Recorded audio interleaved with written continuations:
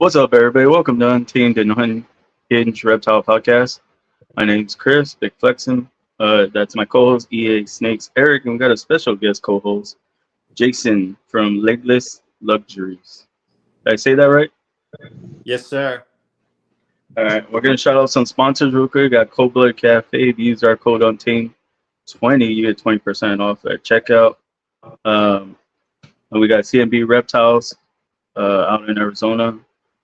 We got Ship Your Reptiles, Irresistible Balls, the Hognose Hub, Arc Adventures, Strange Cargo Exotics, KC Reptile Labs, South Bay Reptiles, and Reptile Crew, and then Blue Tongue Republic. And then we got Elevated Morse, the new ones. I keep forgetting because I haven't added them here. We appreciate you guys. Thank you for sponsoring the podcast and everything. And another thing I want to talk about is US Art is doing a video. It only takes like 15 seconds. Go do the video for US Art. On that's it. Let's just go ahead and bring on Kari. There, from Girly Girl Snakes. Hi, everybody. Thanks so much for having me, Chris. I'm excited. I don't know about you guys. Having Jason here. Jason, big surprise. I think our rooms match. Pretty much, yeah. Well, I asked Jason because I saw Jason like in a bunch of your stuff. So I was like, "Hey, Jason, you want to, be a special guest co-host and surprise her?" He was like, "Yeah." So hell yeah. I'm sure he'll have some great questions. All right, Kari, go ahead and tell us about yourself, what you work with, what you do. I'll be right back. Okay, I'm Kari Cruz, Girly Girl Snakes, mainly on Instagram. I have quite an assortment of different snakes, but just about 12 and then 13 when I get Nuru from Jason. So really specializing in trying to keep snakes long-term, but a very wide assortment, mainly clubrids. But have a couple pythons and boas as well.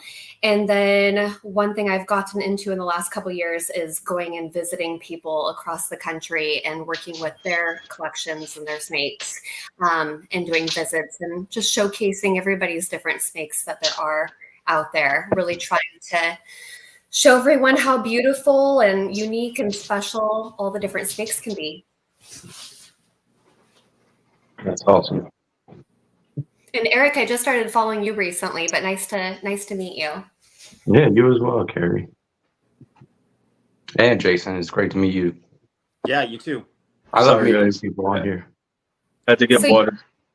You guys didn't know this, but Jason is actually how I got started with social media, at least. I've always loved snakes ever since I was a kid, but I ran across his Instagram page and really liked it and started to learn his different snakes and their names and their species.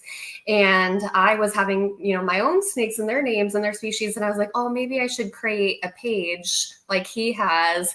And I reached out to him and had a lot of questions for him along the way. But he's actually the one that made me want to start a page on Instagram to showcase my snakes.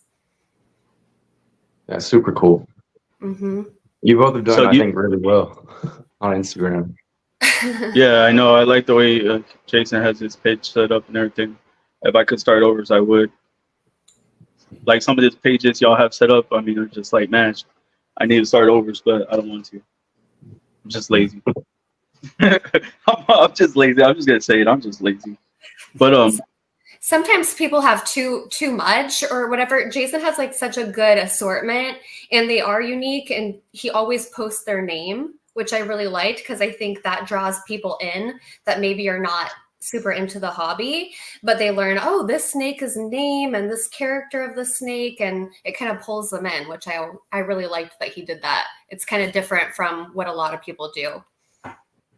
Definitely. And I wanted Jason to introduce himself for people who are watching. Go ahead, Jason. Yeah, I'm Jason Borges. I've been keeping reptiles off and on since I was about 13. And yeah, so currently I just keep snakes. That's it. I used to keep other stuff too, but that was a long time ago. Snakes are just easier. So yeah, I stick with snakes now. You know, several species: green tree pythons, plains hognose, rhino rat snake, and false water cobra, and rufous beak snake currently. But yeah, so that about sums me up in the reptile world. That's awesome. Are y'all like, so y'all are just keepers? Do you breed? Yeah. So I'm trying to breed the green tree pythons. Haven't had success yet. I'm early on. I did breed my hognose. So I got my first clutch 2 summers ago. I tried again last year and I got eggs, but they didn't go the distance. I think it was a timing issue between the male and the female at that point. I mean, they were both brumated, but I think she was ready before he was, because he needed to shed, and he won't do anything until he sheds, and he like takes forever to shed. So I think she was like ready for him, and he just was in shed mode. And so by the time he got out of shed and they were paired, I think that it just didn't take well. I don't know. Damn. That's my theory anyway. But so I gave her a year off because it was 2 years in a row.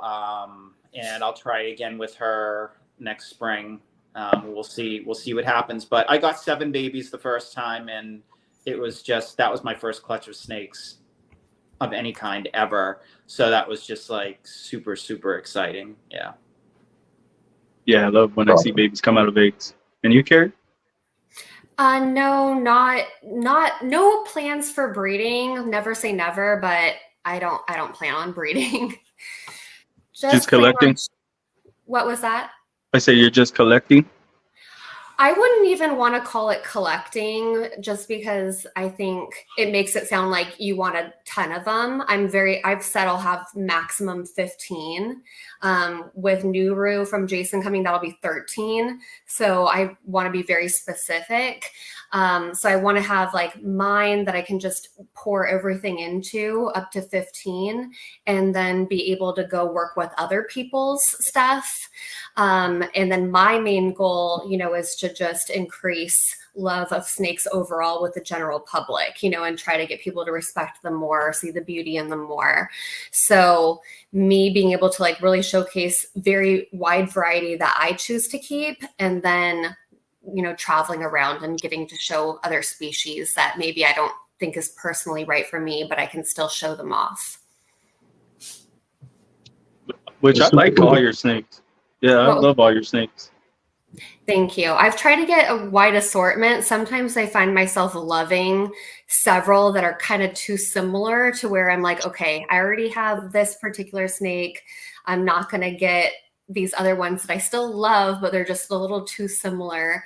I want them to be really unique, very different habitats, very different looks to them. Like, for example, Boiga, which I'm wearing a Boiga shirt. I love them, but I will only have one. So I got my dream species, which is the blue divergent, or the blue mangrove, the divergence Boiga. It's that more rare with the blue and yellow versus the black and yellow stripes. Do you guys know what I'm talking about? Wait, you posted this and I haven't seen this? Yeah. I know about the black and yellow one. I didn't know there was one with blue and yellow stripes. Yep, there's a blue and yellow. I got that right there, black and yellow. Oh, I love it. No, the black and yellow is great. And then there's some all black ones. Then there's some green ones that have more of like a turquoise blue hue to them. But they have blue and yellow ones, and they're harder to find, especially captive bred. I mean, they're expensive to get a captive bred. It was my dream species. there's only a couple people breeding them and working with them in the US. So it took a while for me to get my hands on one. And I was being picky too. I was wanting a male because they tend to be more vibrant into their adulthood versus the females. They look just the same as babies, but then as they get older, their pattern starts to fade and their color kind of starts to dissipate a little bit. So I wanted to make sure I got a boy, which was harder. It took me a couple years to find a baby captive bred boy. But yeah, I've had him for I think a year now. Dang. Nice. I didn't even see the pictures. Check it. Yep, there's a couple reels. I should post him more. He's super tiny, so it's kind of hard to fixate the camera on him. But I have posted at least a couple reels with him. I'll send it to you, Chris. That'd be awesome. I'm really like want to see this. I'm excited right now. So, what would you say is the most exciting part for you working with reptiles? The most exciting thing, I have slowly advanced in the different species that I have, and I have a couple that are definitely thrills to try to get out and hold. I have a Western black tree snake. I don't know if you guys have seen that one. It's actually a wild caught snake from Africa, and he's related to the boomslang. He's very fast. Yeah, Chris? Is he male or female? He's male. Or is it male or female? Sorry, I'm all he. Yeah, he's male. He's male. And he's ridiculously fast, obviously not tamed because he's wild caught shipped over from Africa. So he is interesting to try to get out and work with, but it's been super rewarding. And he is a challenging snake to keep in the hobby in general. Most people end up not making them thrive and flourish. And I hear so many stories that they got one and then 6 months later it's passed away. So I've had him for over a year now. He's doing great under my care. I need to make a video on the care of them just because I think I've got it figured out with him pretty well. But so him, and then I have a Goniosoma janseni. I think their normal name is like Celeb's black-tailed rat snake. You guys heard of that one? I haven't heard of that. Anyways, those two are my wild caught crazy maniac untamed snakes that I get to work with. And so they've been super challenging to get to thrive in captivity, but then also so much fun to try to handle and, get to work with. So those have been really fun. That's probably the most exciting thing for me so far is when I get to work with snakes that keep me on my toes and aren't just easy peasy, get out, relax, watch a movie, with. What's up, Tim? Yeah, I saw that reel. Excuse me. I saw that reel where he took a nice little chomp on your wrist. Yeah, that was the Goniosoma janseni, so the Celeb's black-tailed rat snake. When I first got him, and I was talking to the guy, that was going to sell him to me, it was Paul's. What is it? Paul's Unique or Cool Snakes. Do you guys, any of you know what I'm talking about? Okay. I don't. Cool Scales? Yes, Paul's Cool Scales or something like that. Anyways, he was asking me, are you okay with a snake that's maybe not the most tame, a little bit more wild? I was like, yeah. Sends them to me. I get him out of the bag, starts biting me seriously nonstop multiple times.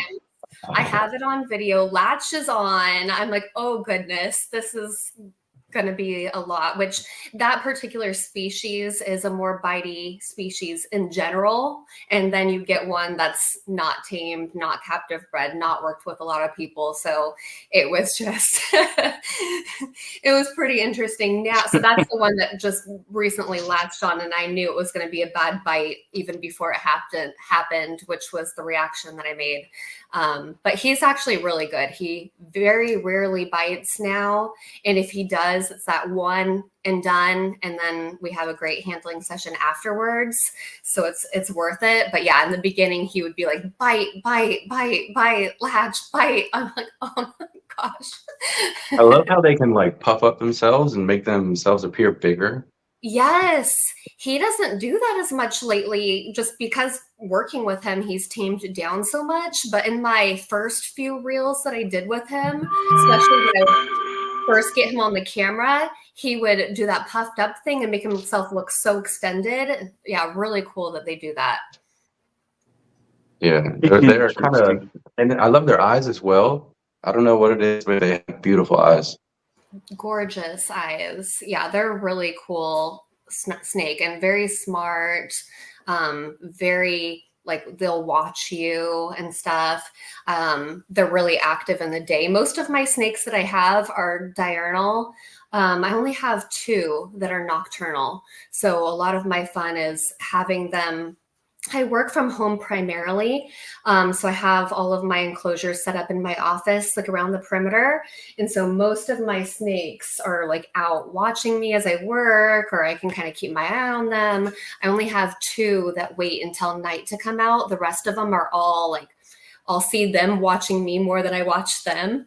And I'm like, am I in the cage or are they in the cage? Because I feel like they're watching me just as much. I said this backstage, but you and Jason have some beautiful enclosures.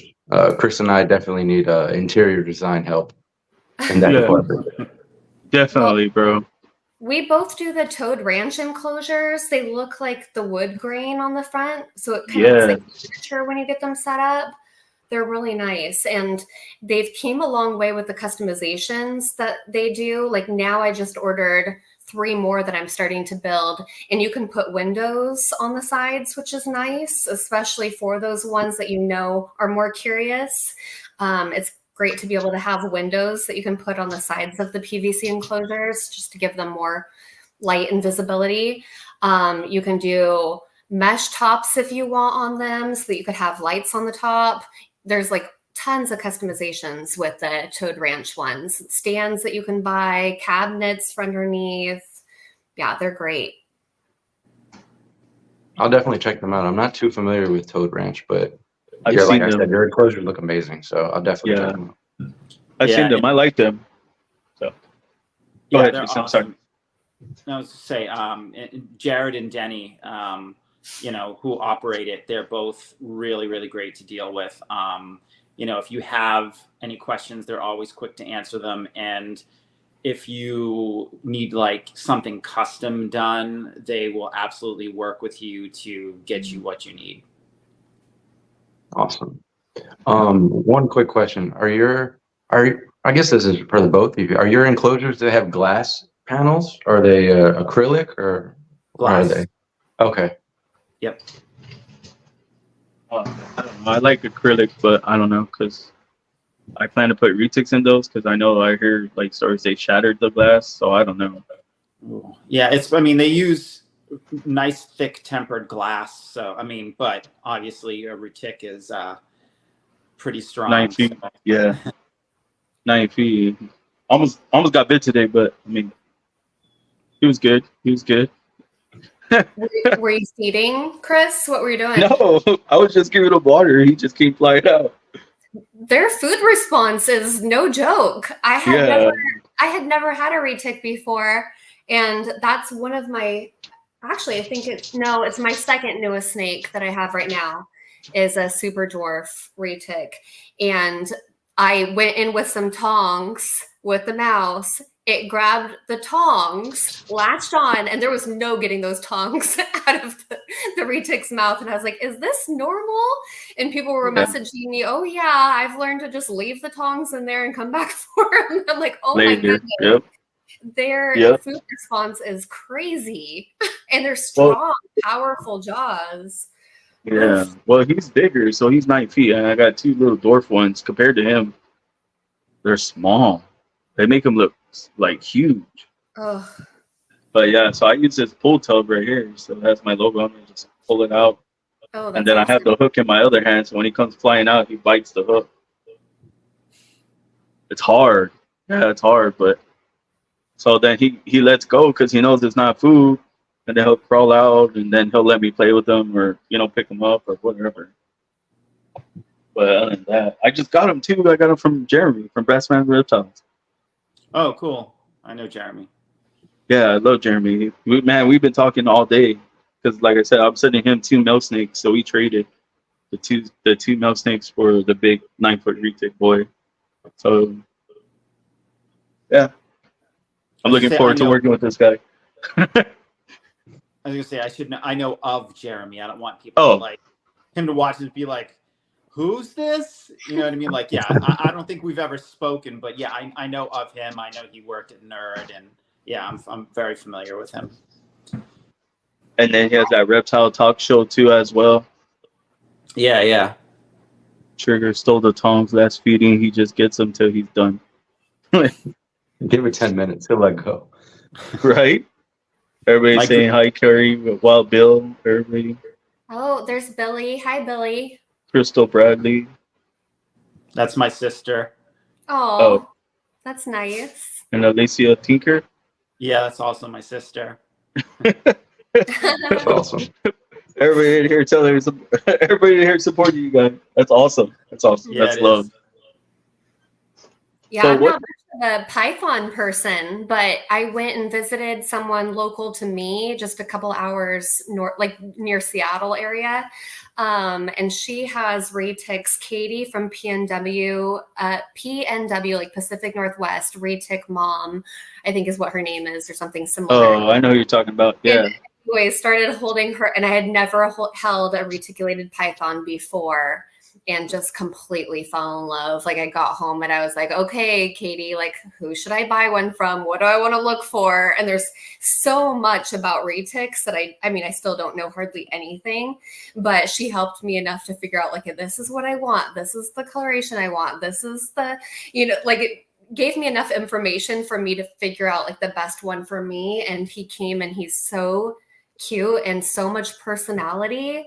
And I was like, oh man, I was missing out not having one of these prior. Now I know like why all the hype is about them. They're just so fun and so engaging.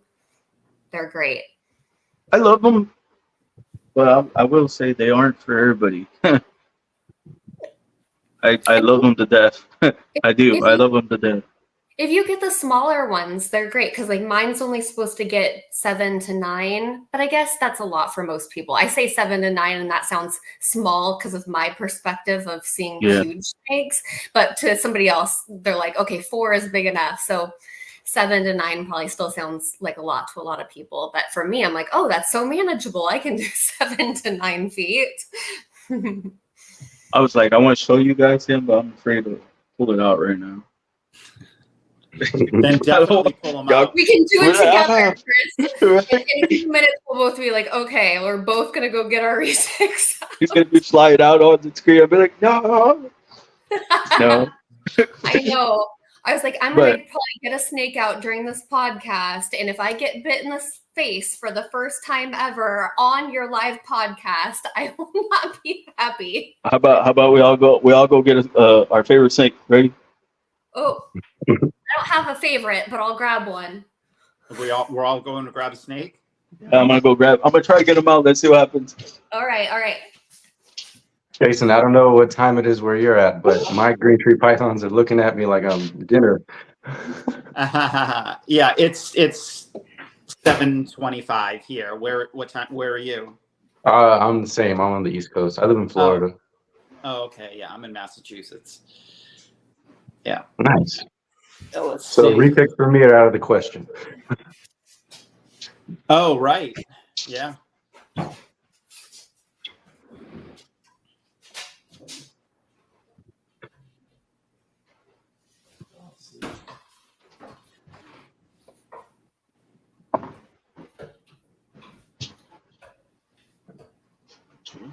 All right, got him. It was hard, but I got him. Wow, it's beautiful. I still don't trust him, but yeah, his name's Ichigo, and he has like I want to say 6 or 5 more than the platinum, albino, Motley Sun, and something else. I can't remember the last one, but yeah. But he's amazing. Nice. So Yeah, he's beautiful. Ooh, look at that yellow. Yeah, Right. pretty. He needs a soaking. He still came in all shedded.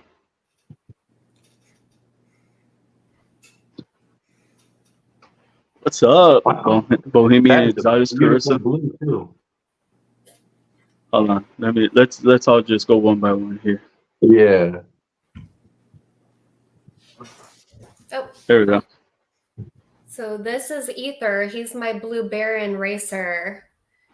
And he's the best display snake. He is always spread across his entire enclosure, always coming up to the glass. They're rear-fanged venomous, and they're not super popular, but they're awesome. And they're not very likely to bite. They do have a strong food response, similar to the retics. So you gotta like tap train him or glove him to get him out, but otherwise he's amazing. Yeah, a high metabolism, correct? Yeah, very high metabolism. They're very long-bodied snakes. How often do you have to feed him?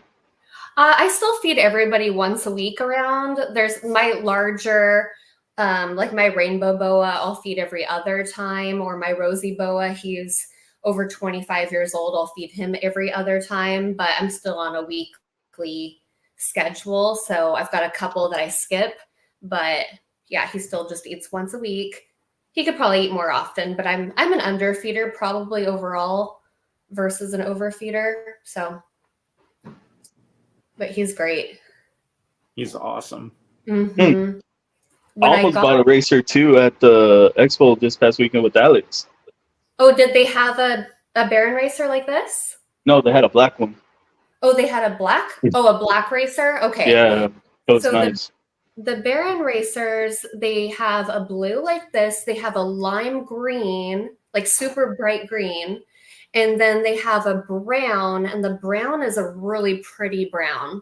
But those are the three. So there's not a black of the Baron racer, but there's a cool grayish brown, and then a bright green, and then the blue. So I got a broadband water snake, and then I got an emery water snake, rat snake. Sorry, not water snake, rat snake. And I got him male because my female is a blue-eye lutistic western rat snake. So, and when you said you had a black one, that's why I was like, Oh, my western black tree snake. Oh, I thought you said it was a rat snake. I heard rat snake in there. No? No. Okay, so who's next? Jason's next. Yeah, hold on. There we go. This is Kaya. Obviously, green tree python. Beautiful.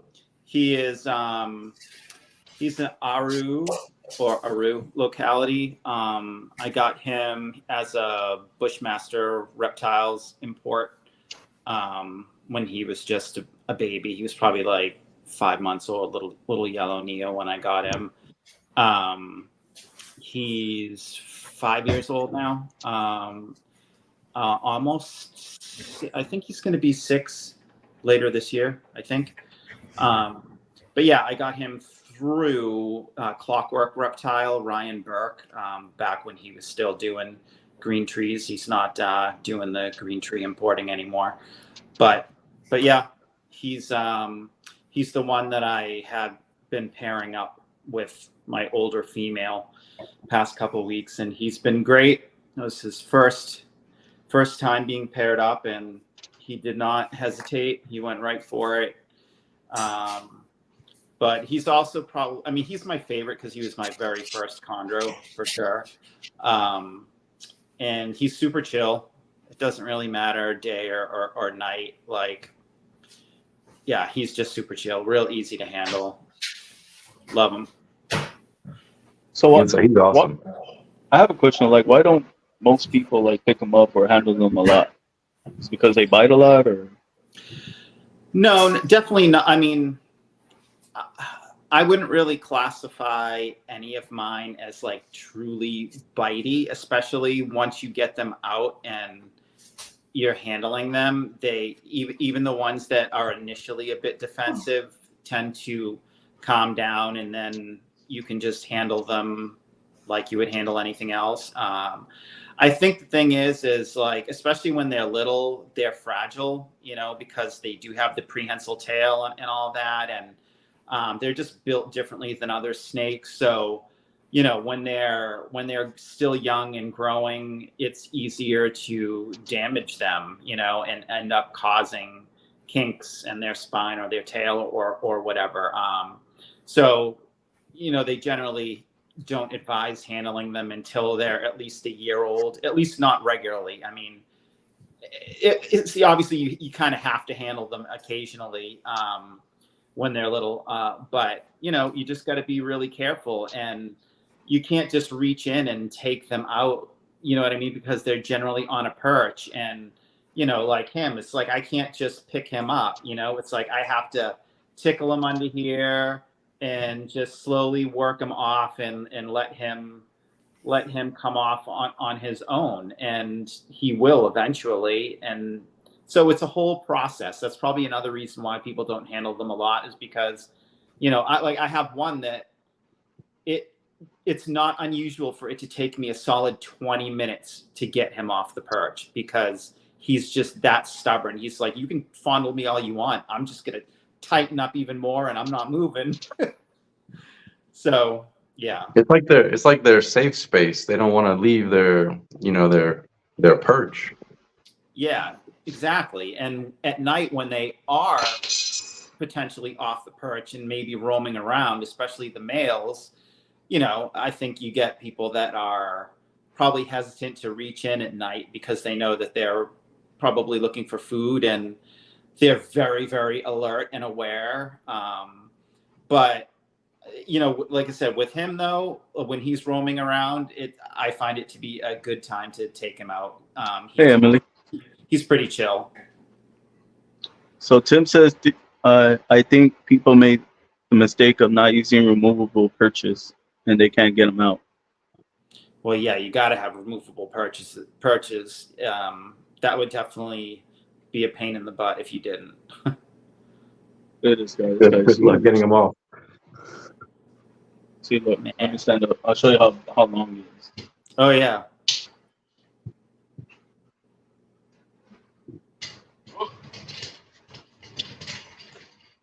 So his head is up here. His whole body's like down here. Wow. Is that a male or a female? I believe that's a male. Male. What do I put it here? Jason, you and I, we might be twins right now, because I'm also Why? holding. I'm also holding nice. my Aru female. Her name is Avocado. Oh, nice. I need a female. We can't have this one. She's my favorite. Oh, okay. Yeah. So both of our favorites are Arus. Mm-hmm. And like just the same as you, she was getting back into green tree pythons. This is my first one that I had also got from Paul's Cool Scale. That's the only reason I remember. That was a tiring task. That's awesome. Woo! She's beautiful. How old is she? So I've had her almost 3 years now. Oh, sorry, I'll put her down. Nice. But she had already gone through her color change before I had received her, and she is. I hope everything will get fit, but she is probably one of the most docile green tree pythons I have. Yeah. And I, like I said, it's nighttime, so you know it's kind of hit or miss. But she's very, very docile. She's beautiful. As she bites you in the face. Right. He pulls his face back. He's all, knock on wood, I've never been bitten by her. No. Yeah, that's awesome. Yeah, I think she has some blue in her. Oh, sorry. Oh, yeah. I'm sorry, Jason. As Jason probably knows, Arus have like a lot of blue underneath. Yeah, and then sometimes some blue speckling. I don't know if you can. I want to see what Kari has over here. This is the Jansen's, Celeb's black-tailed rat snake, Organiosoma jansseni. He's the one that bit and latched on the other day for a reel. And you got him out, and he's not bitey. Nice. Oh, he was huffing and puffing. I don't know if you guys got to see it, and now he just constricts and wraps around my whole hand. Like, do you guys see how intertwined he is? It's like ridiculous how much he wraps around. But then he'll just chill. So then I can like watch a movie and he just stays wrapped around my hand. My fingers will go purple and numb, but that's okay. Yeah, he's squeezing tight. Yeah, he is. Yeah. Yep. It's like, I'm not letting this girl go. Yeah, he's fun though. So now he's not in the bitey stage. Now I know he won't bite me, but because you can see he's not huffing and puffing. He just really likes to wrap around, I guess. I don't know why. I don't think he's really trying to constrict me or anything. I just think he's trying to feel secure. But he's a good boy. He's gorgeous. I like him. Yeah, he's really cool. Really cool. He reminds me of the black-tailed Crebos, like that coloration, you know, of like the golden colors, then going to like a dark tail, because he's got like a super dark tail. How long have you had him? I've had him. I have my notes I should pull out if he wasn't attached to me. I think I've had him a year and a half or so. Maybe a year, maybe just like a year. He had some scale rot when I got him, which actually I think was a little bit of a blessing because it made me handle him every single day to soak him. And I wouldn't have done that. I would have let him settle in a lot. And I think it just depends on the snake species. Like my Western black tree snake, when I got him, he's such a sensitive species that if I had handled him or tried to work with him without letting him fully settle in, I think that is why a lot of them don't make it in captivity. He needed to be like fully left alone for, I waited 90 days, let him completely settle, didn't mess with him, let him kind of get acclimated. But with him, I think for him, it was better to have like that interaction like multiple times to get used to handling. So he's great now, so much more tame. But I held him every single day for a couple weeks to help do the betadine soaks for scale rot. And it really tamed him down. Yeah, he's not puffing up or anything. Oh, sorry. Go ahead, Jason. Right, you got to talk at the same time. I know, seriously. I was just saying you do such a great job like working with your snakes and your imports and stuff and getting them acclimated to handling. Thank you. I appreciate that. Yeah, it's definitely a whole different beast, but I like having a wide variety. If I'm just in a calm, wanting to relax and just grab a rosy boa out and just cuddle on the couch and watch a movie for a few hours, or if I've had a stressful day and I need everything to take my mind off of something, I'll get out like him or my Western black tree snake. You can't think of anything else when you're going to be holding them right off the get-go. So I like having different ones for different moods and different, whatever I'm looking to get out of it at that moment. Kari, when I look at your page, I feel like you're promoting, like, no matter how bitey or the snake is, like it's able to be tamed down.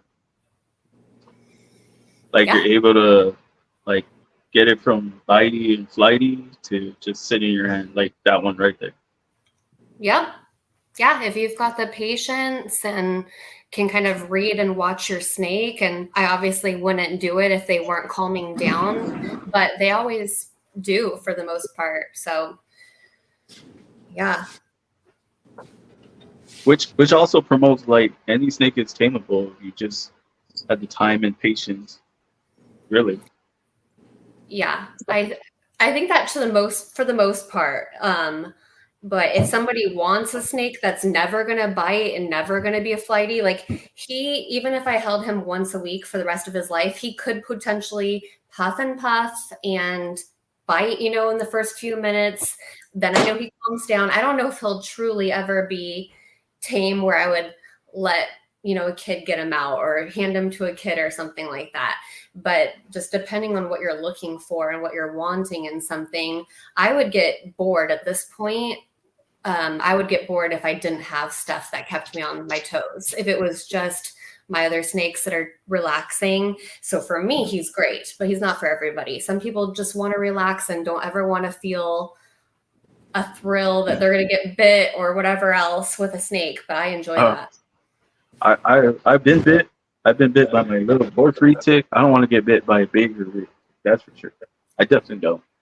Oh yeah, I took a bite from my Brazilian rainbow boa after my house fire. I had that, and then I also took a bite from my carpet python when she thought it was food.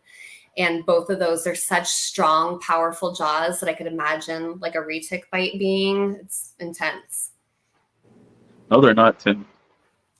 He's lying. Tim's got a big retic too. Oh yeah, he does, but his is 15 feet and a burn. I couldn't do it. And did you say? What'd you say about your house on fire or something? Yeah. So a year and 7 months ago, I experienced a really bad house fire. I didn't think it was going to be so bad, but woke up at 4:30 in the morning, and a fire had started in the garage/laundry room.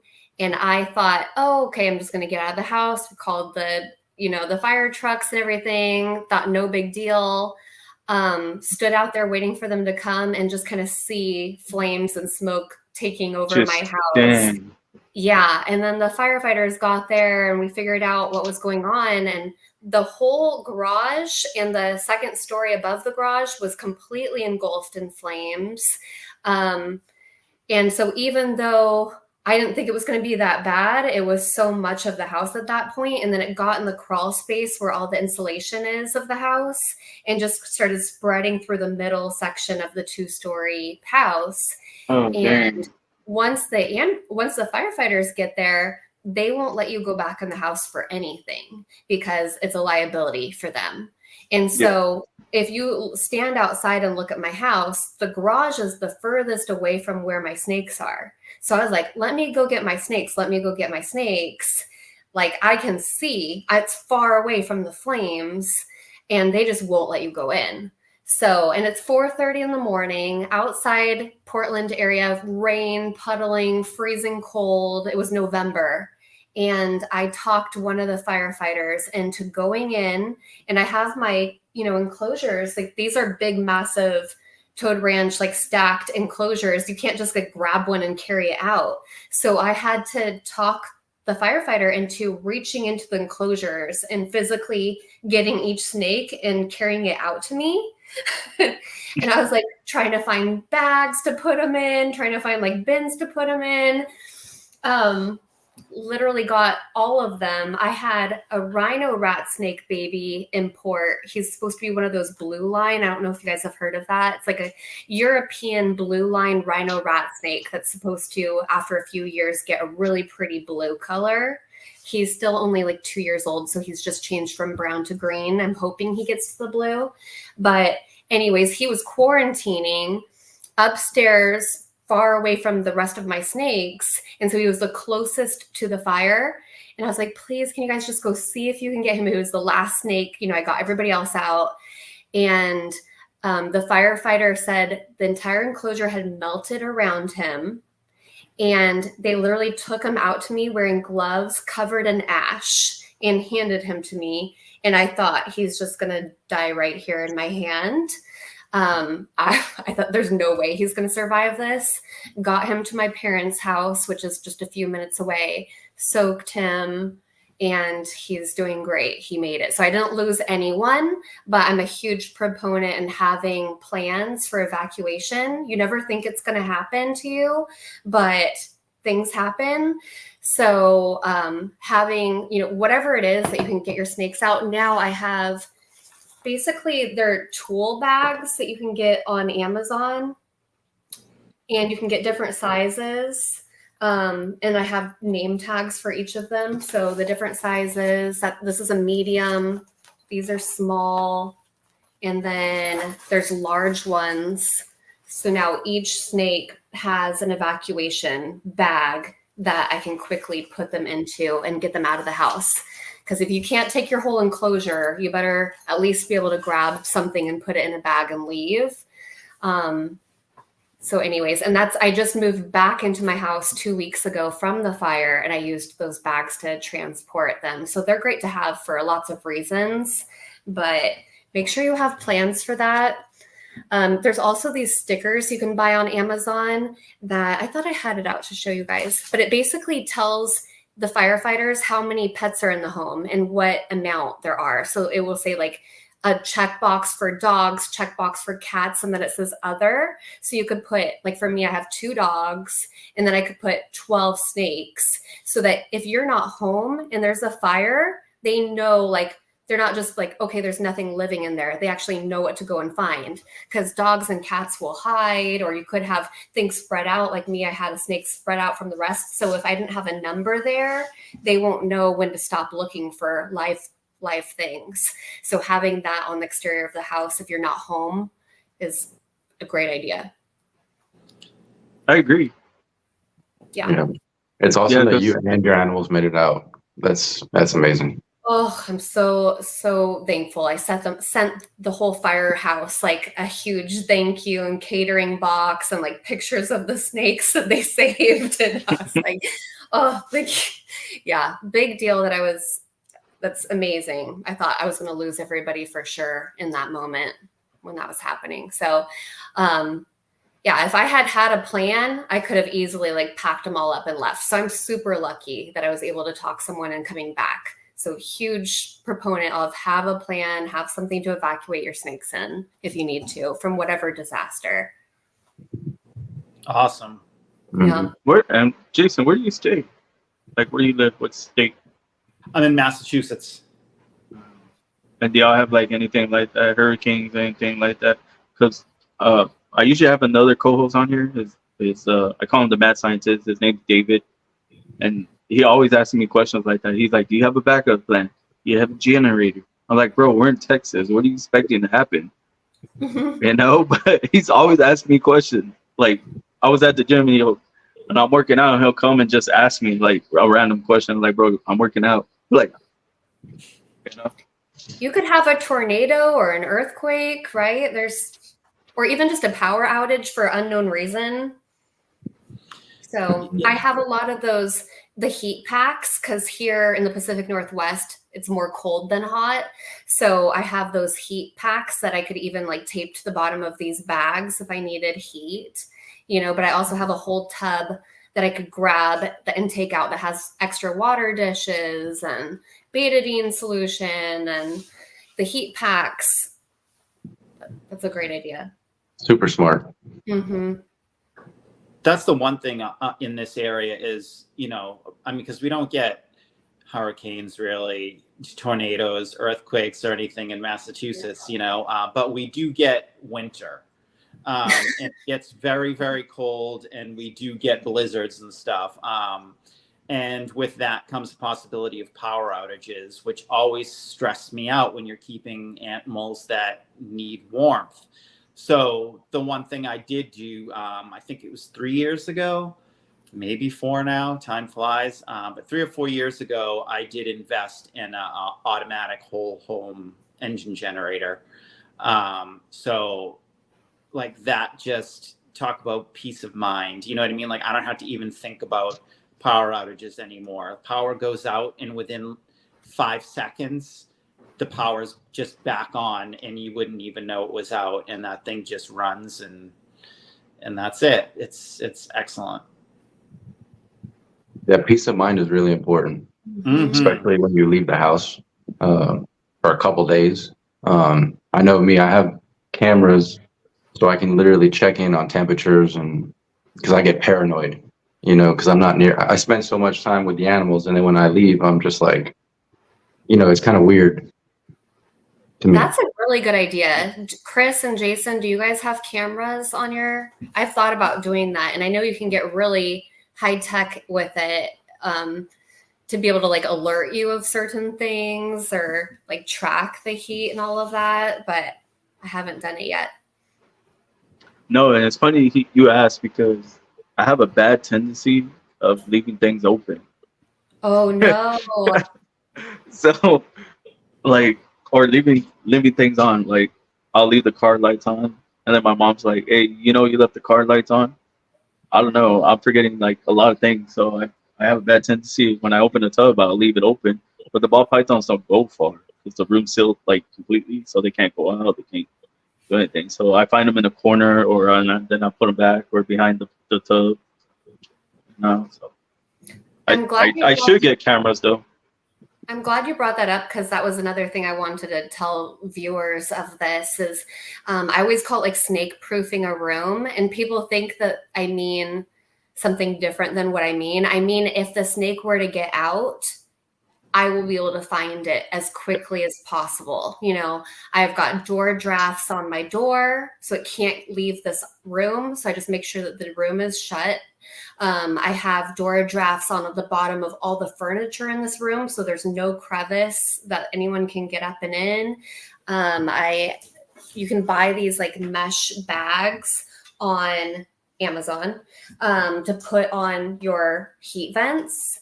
So if you do have a snake that's small enough to get into any of these holes, it's literally trapped in a little net. You know, that's cool.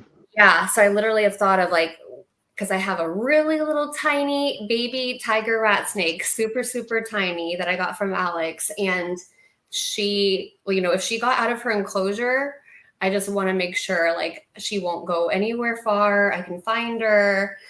So this whole room, I've spent so much time like thinking about where a snake could go and like if it got out, can I find it as quickly as possible and will it be safe? So there's literally nowhere for it to go. Yeah, but that's awesome though. Like you are expanding your mind, like thinking like a snake. Like where would I go? Because it happens, you know, because I've forgotten too. I'll leave like a tiny little crack on one side of the enclosure because I tried on that side, right? And then the snake goes to the other side, so you open that side. And so what if you forget to go back to the other side and close it all the way?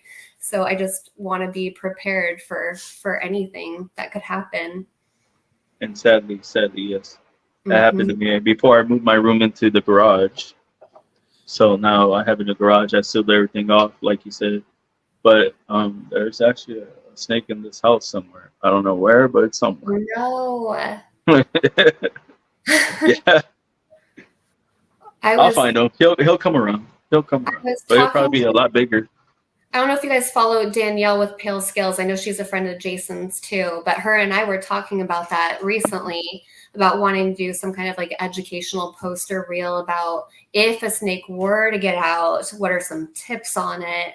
And one thing that she said that I thought was genius is to like put the enclosure on the ground, because sometimes it'll come back to its enclosure, and don't put it in the middle of the room, put it to like the perimeter, because snakes like to go around the perimeter walls, you know, so put your enclosure on the wall or on the floor against the wall, and oftentimes it'll come back, and you can put like a mouse in there or whatever you want to do.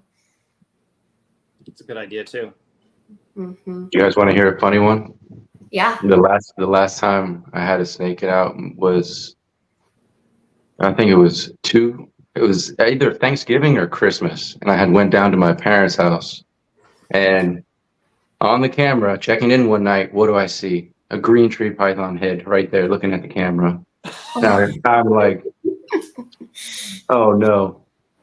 So immediately I drove 3 hours back home, got the snake.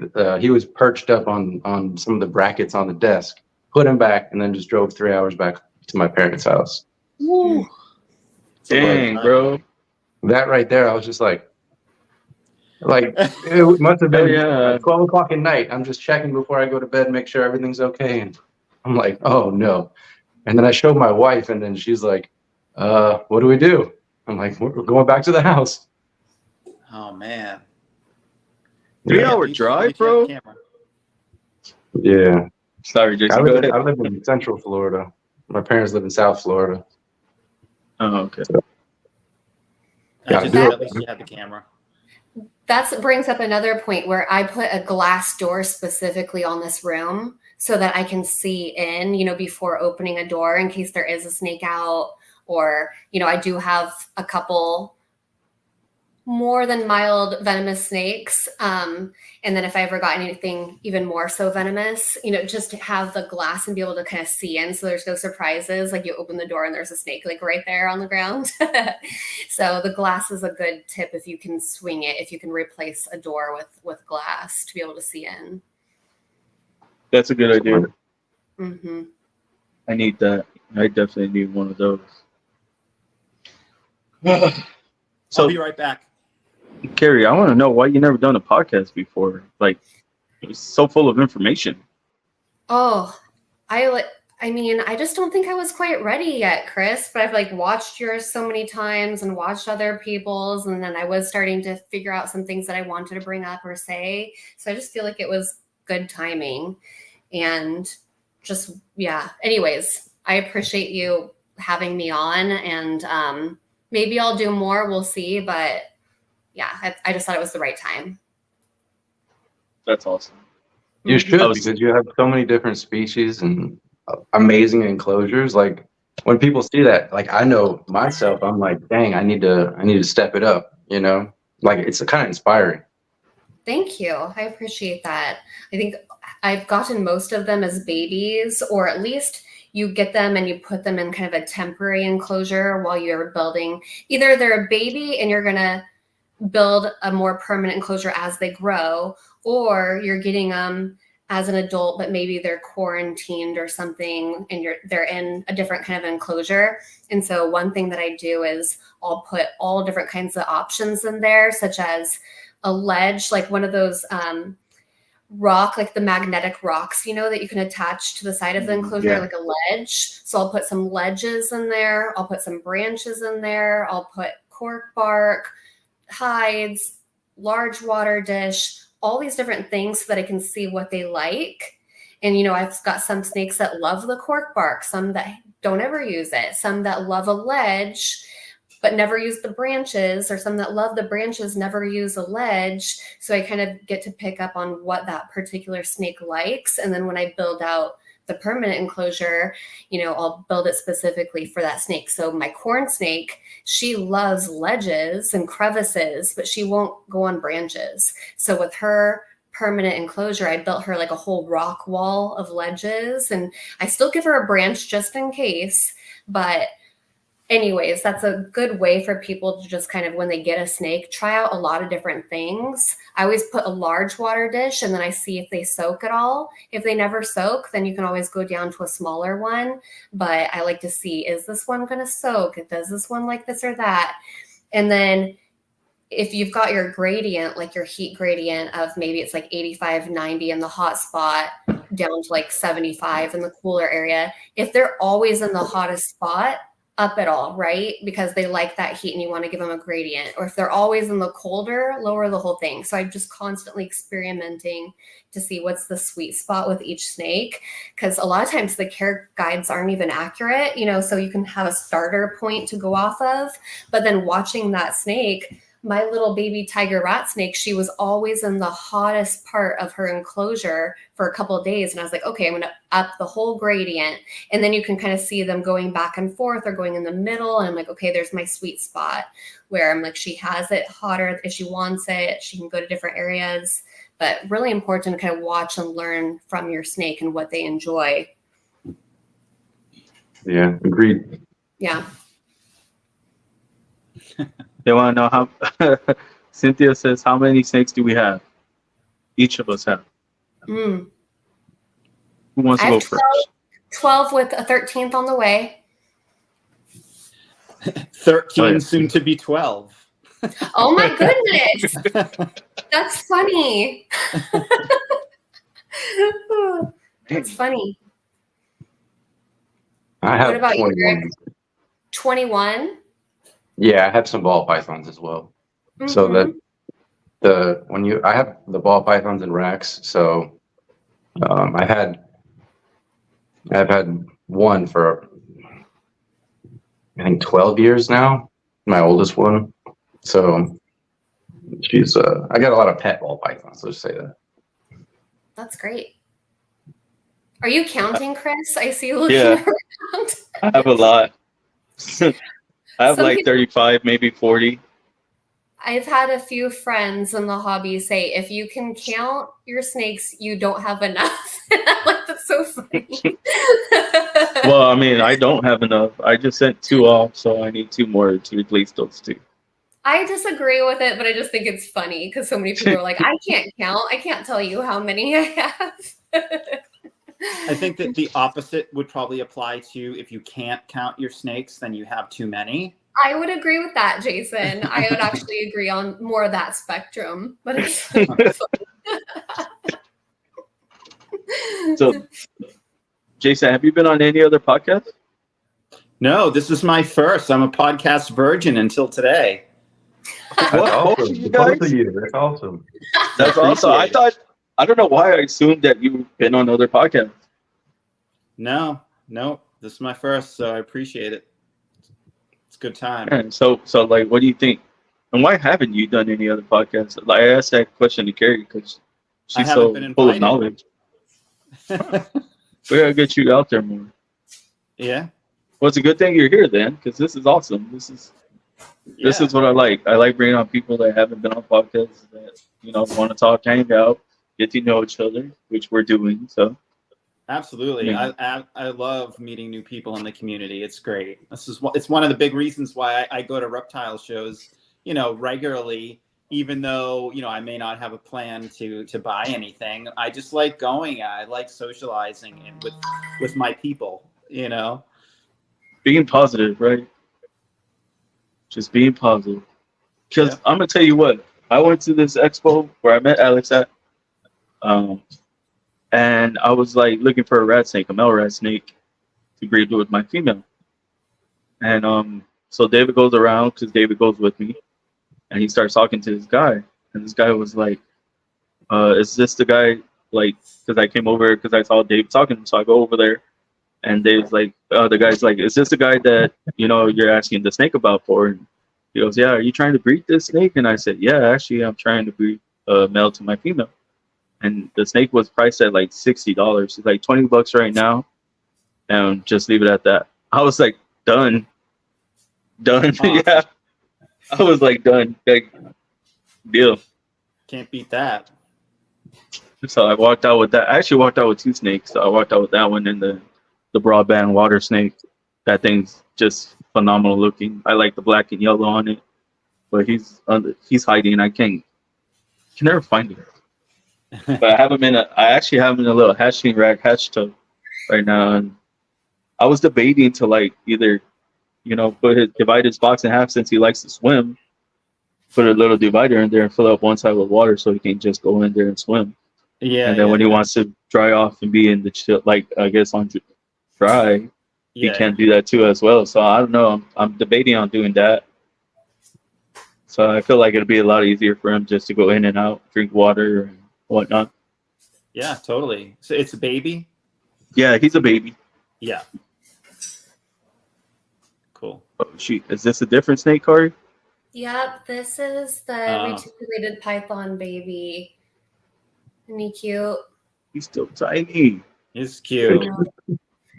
I can't believe how big they get because the reticulated python that had his colors, which is what I fell in love with when I went over to Katie's, I looked back to see how old that one was because it was a good size when I was holding him. He was only a yearling. So I'm like, oh, I better really enjoy this tiny size because I know they grow so fast. And I mean, he sheds more often than any other snake by far. And I'm like, oh, he's just going to take off with growth for sure. But he's a sweetheart.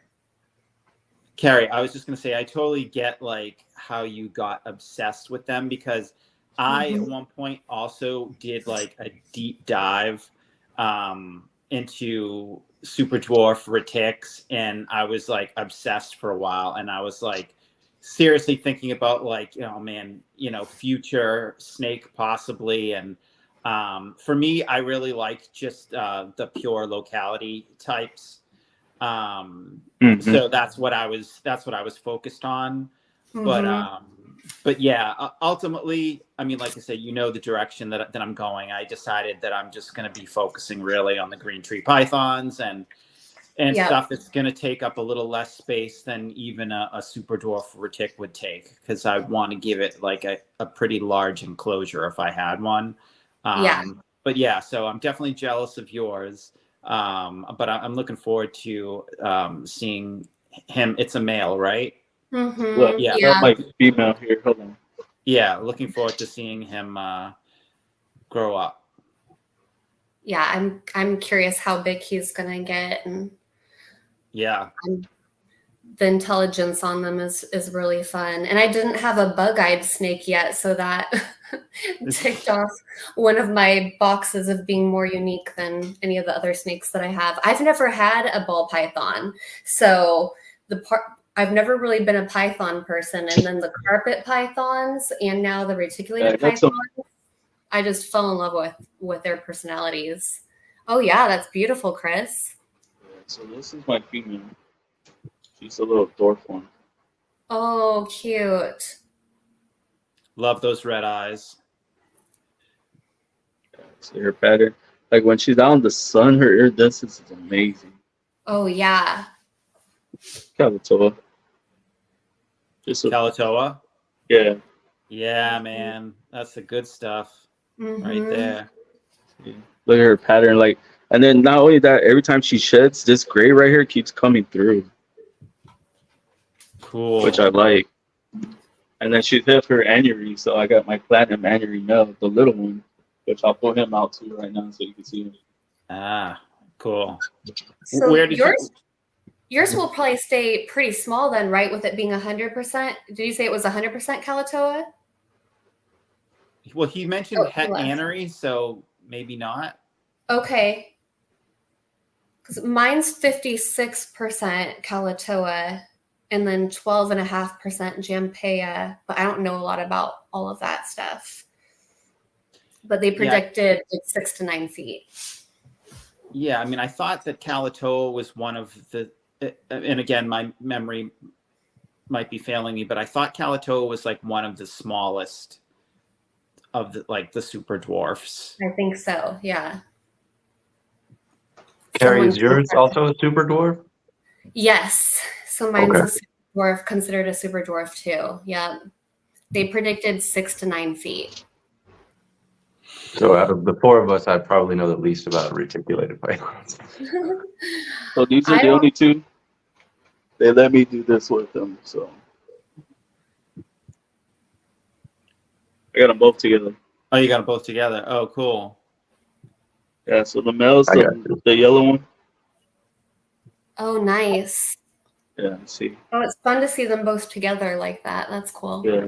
See the female, and they're pretty all both head thing. See, she'll let me touch her head. He lets me touch her head. Wow. That's awesome. Yeah. Beautiful. So, yeah, I fell in love with the retic when I first held my first ocelot. And it was that D&T retics. They let me hold it, and I just fell in love and got my first retic, then got my second. Now I got a 9-foot. I think the ocelot was one where I was looking when I was shopping around for a retic. I think that was one of the ones that really struck me. And then I found out the price. If I remember correctly, it was like along the same price as a car, where I'm like, okay, that's a lot. If I remember correctly, I think it was the ocelot. Isn't that one of the more expensive of all the morphs? I don't know. Okay. There was one when I was looking around, and it was around the $20,000 price point, and I want to say that was the one where I'm like, okay, that's a little bit more than I was planning on spending. A little pricey. A little bit more. But here's one of my ball pythons. Oh, cute. Yeah. What morph is that? This one is a super pastel lesser fire 100% head clown. Cool. Yeah, I don't know a lot about ball python morphs, just a little. Yeah, that's a lot of morphs now. I'm just Yep. like, that's why I started getting away from it because I just felt like I was trying to compete with everybody else, and I know I'm not going to be able to, keep up with everybody. And I just feel like there's a lot of them out there, a lot out there. What was everybody's first snake? Jason, what was your first snake? So my first like a captive bred snake, which was my first snake, was you'll be shocked, a corn snake. Mm. Nice. Yeah, just a standard corn snake. I think some guy. It was like an ad in the newspaper. That's how old I am. It was an ad in the newspaper. Some guy just was looking to rehome it. I think it was like $40 or whatever. And yeah, that was my first snake. I loved it. Nice. First snake is always the best one, doesn't it? Yeah. You have a feeling it changes it builds you for what you are now, I guess, building blocks. Yeah, definitely. I know what you're saying. Wait, what was his first snake? I missed it. Corn snake. Nice. Way back. So my first snake was a rat snake. Nice. It was What kind? I can't remember. It was gray, so I'm thinking it was probably just a regular rat snake. Well, I think it was there an are imperial gray- rat snake. What about you, I think Eric? that's what he said. Mine was the Florida Eastern garter snake, the turquoise and black ones. Oh, That was about- Danielle's one. Hi, Danielle. Sorry, I was Eric. thinking that's all right. No, I was about. I'm just thinking. I'm like, dang, I'm old. I was about 14, but I did have green iguanas as a first pet. So I got snakes Man. a little bit later. I think One I with was the iguana. Yeah. Sorry, What about you, Kari? Okay, go ahead. 12, and it was a hognose snake that I talked my parents into, which I feel like is pretty cool to have as a first snake at 12 years old. But yeah, a hognose. So they've always had a special place in my heart. But I got a rosy boa pretty quick after that. I think it was like 15, and I still have that rosy boa. So that rosy boa, I'm not going to say my age easily, but it's over 20, 25 years old now. So Wow. yeah, he's great. He's a great snake. Those That's awesome. those first snakes always have like a special place in your heart, right? Absolutely. Even though you might not have them anymore, they still hold a place in your heart. Mm-hmm. Hoggy. Oh, cute. Oh, Hogs are awesome. you're making me miss my hognose snake. So cute. So the whole reason I have hognose snakes because I love them, and my second snake was a hognose snake. It was just a regular, and I always wanted the albino. So I got a Mhm. breeding pair. I got a male and female. I got a albino male, and then extreme red albino female. So Oh. Nice. Nice. Have you bred them yet? no, not yet. No. Yeah, they're still too. I think he's still a little small. She's big though, but yeah, He looks still looks small. plenty big. If that's him. Yeah, that's him. This is the male, and I'll show you the female. Yeah. He's definitely big enough. No doubt about that. I recently just learned on a few weeks ago there was a hognose coalition on this channel, and I didn't know hogs kind of the females that eat the males sometimes. Yeah, that's the It whole can thing I'm happen. scared about too. See the colors. Oh, The yeah, female's see- the darker one. Yeah. The female's the darker one, You can and the see male's the these- lighter one. You see the difference? How big she is compared to him? Oh yeah, and well, she's extreme red. You said, right? Yeah. Yeah, you can definitely see that too. So yeah, I love these guys. Like, almost lost him too because he came in. He was dehydrated. Oh no. Yeah, it took like 3 days to get him in. I was so scared, nerve wracking. Like, oh man, I thought he died in the little cup. Wow. Well, if we're doing Jason. hognose, oh, sorry. Go ahead. Ask. Do you have any more corn snakes? now? Do you keep any? I don't See, the bad know. thing about hog noses, like male and female hog noses. Oh, I'm sorry, Joseph. Oh, no, it's okay. Yeah, the only other corn snake I had at one point was I had a scaleless, but I ended up rehoming her.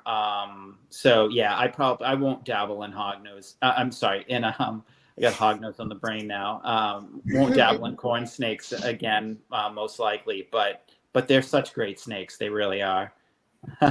Has she been with you that whole time, Eric? Yeah, this is the handling session we're doing. Oh, nice. And like, bro, I thought you put her up. Yeah, no, you too. no.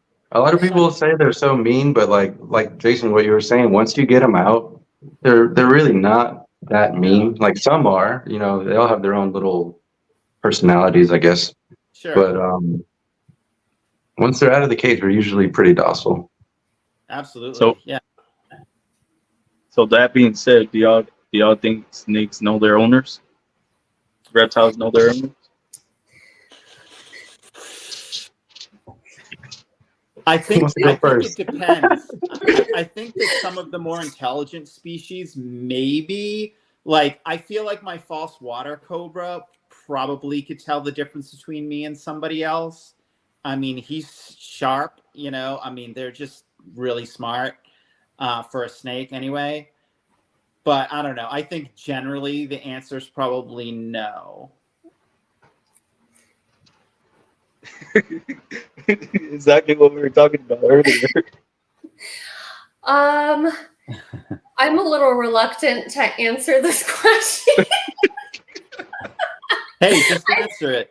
I was wondering if you were going to ask this question because I've thought about it. And I mean, sometimes I just try to be silly and I'm like, of course, they all know me and love me and, you know, but really when it comes down to it is that they know my handling, you know, versus like if my friend tries to hold some of my snakes, I see them responding different, but I don't know if that's necessarily because they recognize me versus her, or if it's more just my handling versus their handling style, right?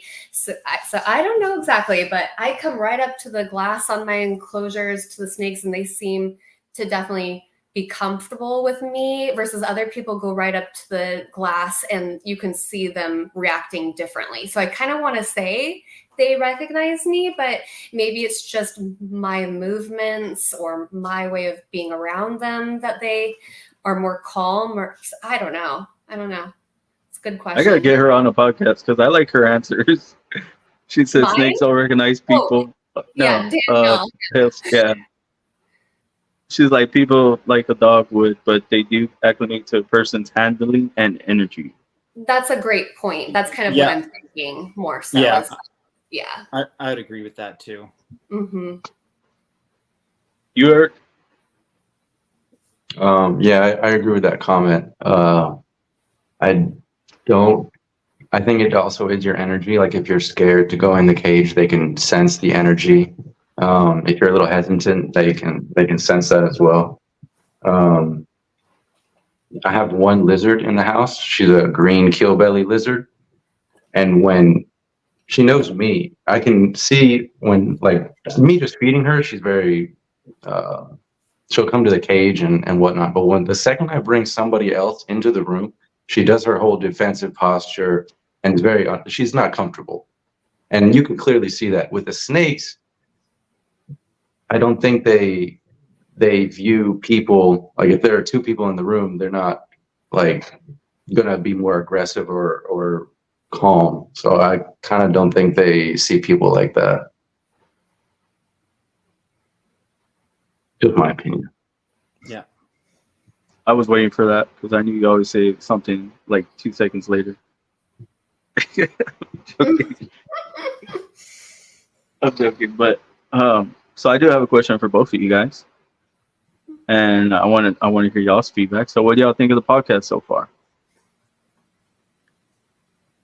I love it. I love your podcast. I've been listening or watching almost daily when you do one, and I love it. I think you've got great people coming on.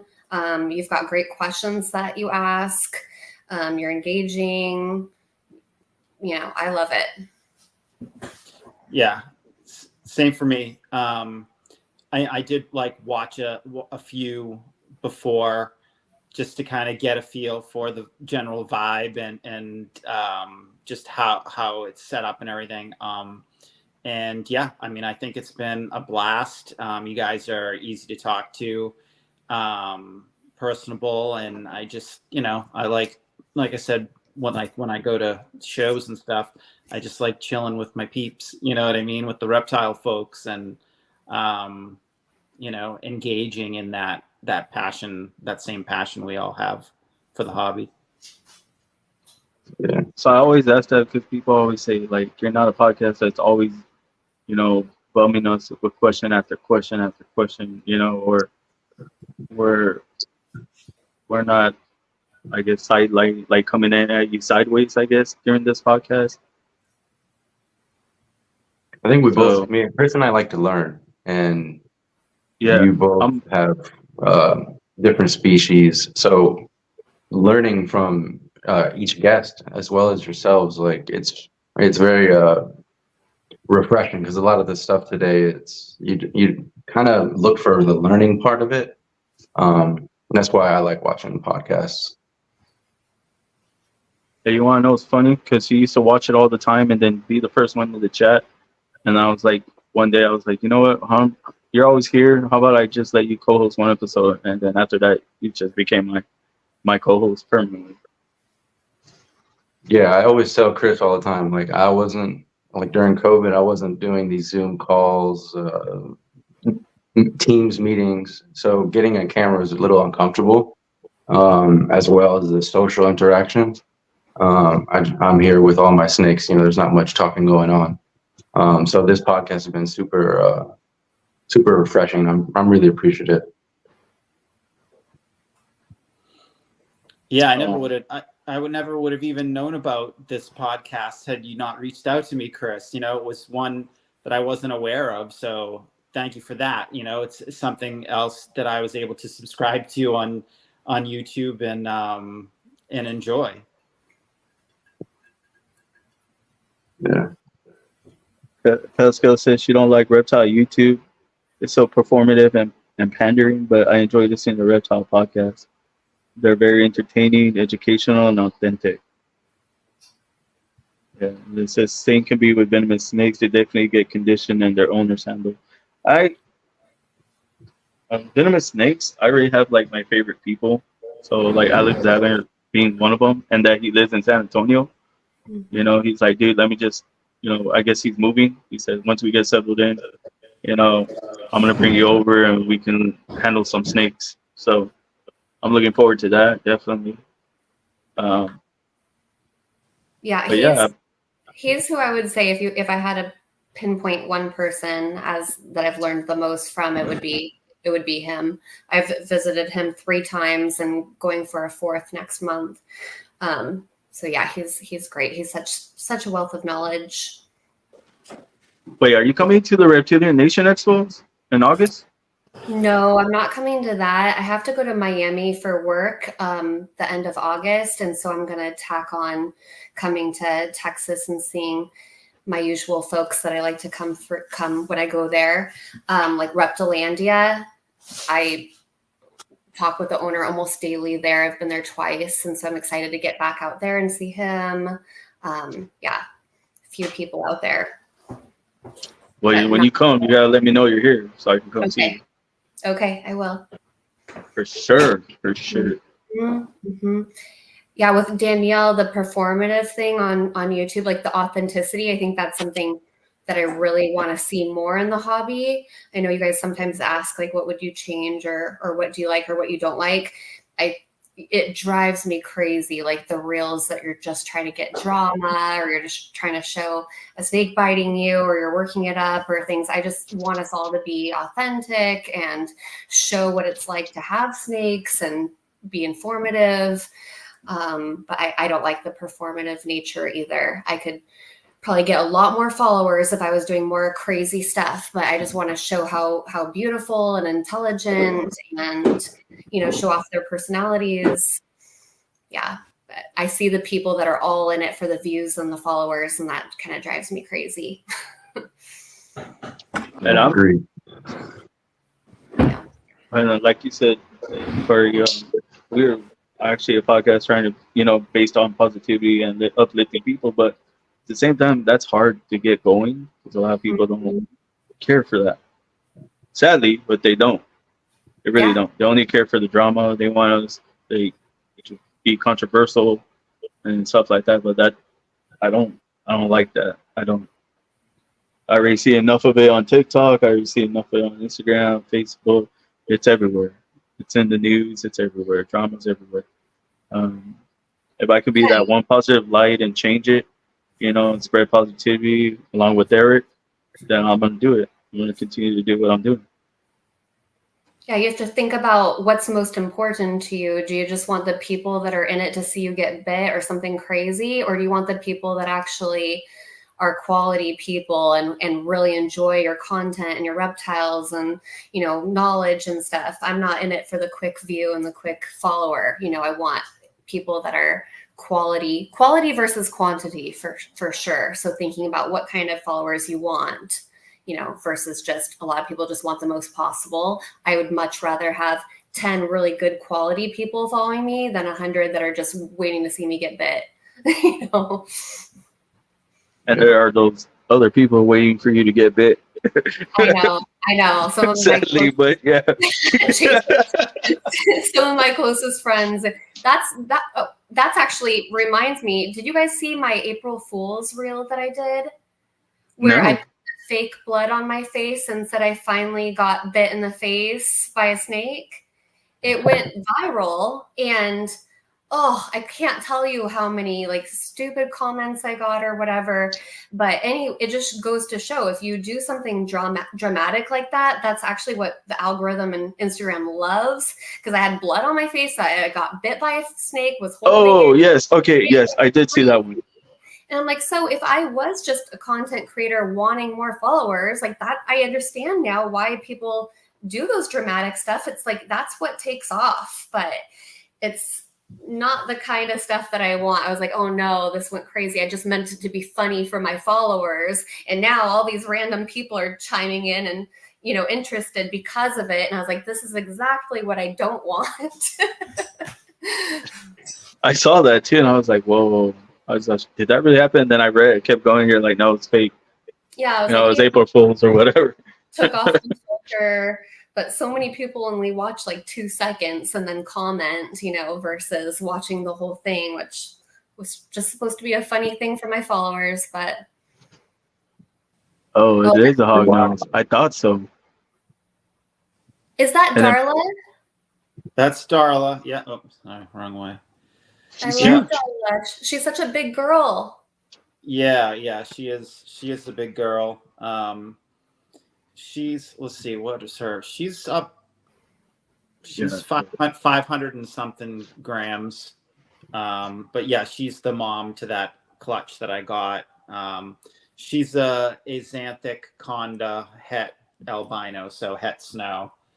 And the male was albino Conda het Xanthic. So, you know, you get some cool combos with that pairing. I did get a couple of snow condas out of it, which is really cool. I think she might be the biggest hog I've ever seen in my life. Oh, yeah. How big is she?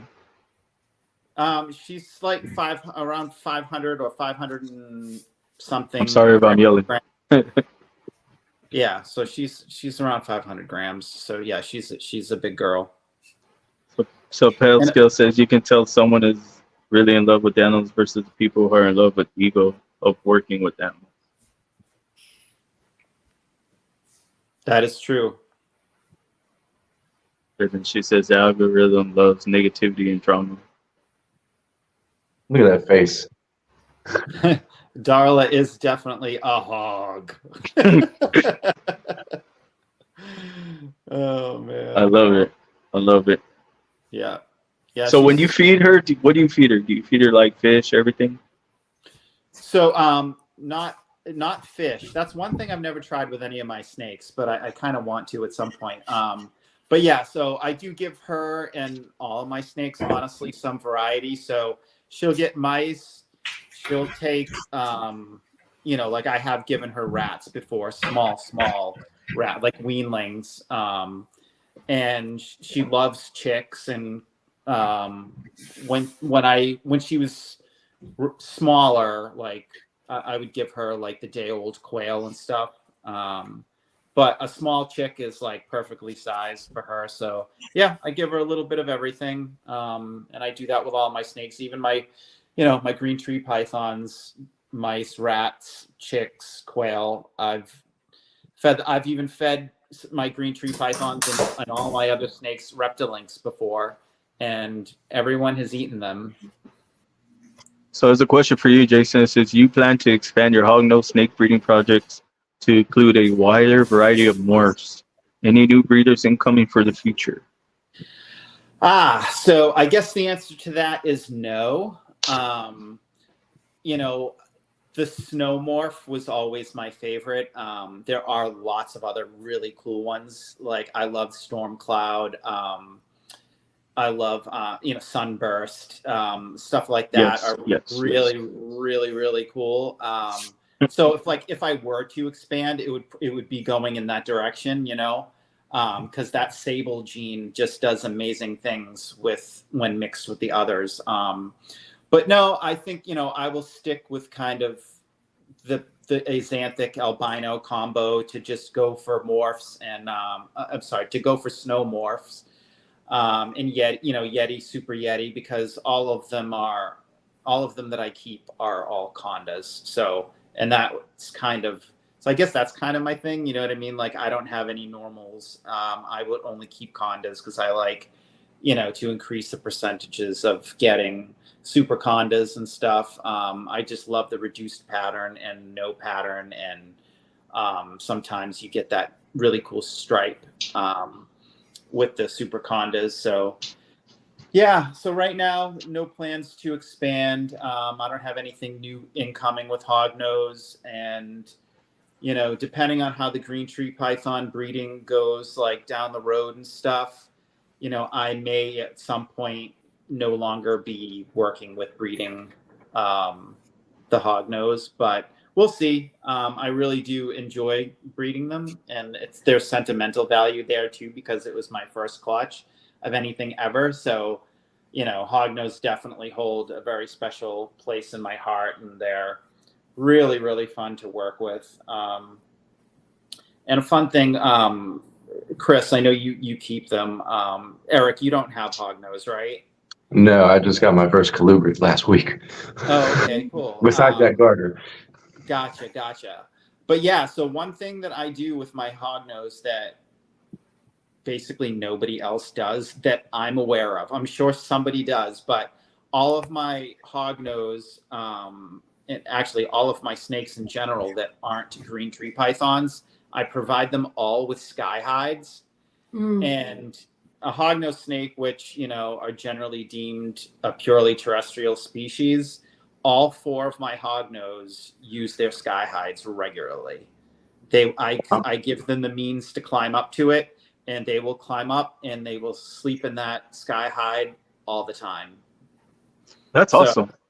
Yeah. It's pretty neat, I mean, obviously not something that's like a requirement, not something you have to do, but it's something I just like to do. So, you get to see different behavior from them. And, I don't think it's any coincidence that they all use it. And we do know, Dave Kaufman, obviously. Yeah. Right. Yeah. I mean, he had done a video a while back now, like going back a couple of years on hognose in the wild. And he had mentioned that, during certain parts of the season and stuff, when it's very wet and the frogs are breeding and all that, and there's like marshland, that the hognose would come out and they would climb up into like low bushes and stuff, and they would ambush frogs from the bushes from above. You know, so they do climb. And yeah, mine do all the time. Even my hatchlings, like I put them in their adult enclosure when they were still tiny. Like once they were established with feeding in the rack, I took them out and I stuck them into their adult enclosures, you know, and with sky hides. And even as little babies, they would manage to climb up and find that sky hide and go in it. Super interesting, because you don't It really hear is. that information anywhere. No. And what's interesting, more interesting, is I didn't even know Dave Kaufman made a Hognose movie. Yeah, he did. He did like a couple years ago. Yeah, you should find it. It's pretty cool. I need to go check this out, like, because I watched the ball python one. That was really good. Yeah. He's doing a lot of those like species specific, you know, what are they? Are we caring for them correctly? This is how they are in the wilds type of videos. And yeah, they're really, really educational. See, that's what I'm trying to do with the ladies' night, because the ladies' night, they're like, what can we talk about? I was like, look, I pick a host. The host picks whatever she wants to talk about. She asks us the questions, you know, and it goes as long as the host wants it to go. So if it goes 45 minutes, that's as long as she wanted to go. Right? Sometimes it goes an hour, 10 minutes, an hour, 11 minutes, but that's only because of that's how long they're, what I'm showing them too is like, to do a podcast, it is kind of nerve wracking to come up with questions like that on the fly. Like, so I do have like a list of questions. I have topics, but at the same time, I really want to get the vibe and feel you guys out. So that's why I keep talking. Yeah, I like But- your Oh, good. questions. You just, I Yeah, mean, yeah. you've got great questions in your pocket when it comes to it. Oh, I'll show you my rainbow boa. I just checked her age because I thought I would probably get asked that. She's a big girl. She was July of 19. So what? That's almost 5 years old now. So She's beautiful. Thank you. She was produced by Ike Leitner, who is a very well-known breeder within the rainbow boa species. I love her white walls. That's what you call that siding. So that only comes out at night. Like if you check her out in the morning or during the day, it's very reduced. But then they get that kind of more of a white wall coming up, you know, towards the evening or night. I'm not sure exactly why that is, but anyways, she's awesome. She was my dream species as a kid. And I just knew as a kid she would get too big for me. And they're a little bit more of a advanced species to keep than a corn snake or something else. So I'm glad I waited to adulthood. But yeah, she's great and fun. The only thing with them is they're nocturnal. So I really enjoy seeing my snakes out and active during the day. But it is kind of fun to have, I have the two that are nocturnal, the blue mangrove and her, where if I can't sleep in the middle of the night, I'll come in here with my flashlight on my phone, and without a doubt, her and my blue mangrove are out exploring. So it's kind of nice to be able to have a couple I can check up on. But yeah, she's gorgeous. She's a little bit more flighty and defensive just because, you know, she's normally underground in her enclosure all day. So everything scares her because she's not used to seeing people or seeing things. So she's one that lives basically underground the majority of the time and then comes out when it's pitch black. So I definitely have to be much more deliberate on my handling with her, because if I accidentally do a jerky motion or move her in a jerky manner, I'll probably get a bite. She's super defensive. So I just have to be more fluid and more cognitive that she's going to be a little bit more on the defensive side. And then she's great if you're just careful and hold them nicely. But people think they're so beautiful and they reach out to me all the time about getting one as a first snake. And I just try to warn everyone that they are the most beautiful earthworm you'll ever own, but you're not going to hardly see them. Like I get her out the once every other week or whatever that I get her out, and that's when I can enjoy her. Or if I get up in the middle of the night, I can see her. But otherwise, you've got a box of dirt the majority of the time for the most beautiful snake potentially in the world, in my opinion. But she's great. Is she full grown? She is full grown. Yeah, they obviously they'll always get a little bit bigger, but yeah, she's.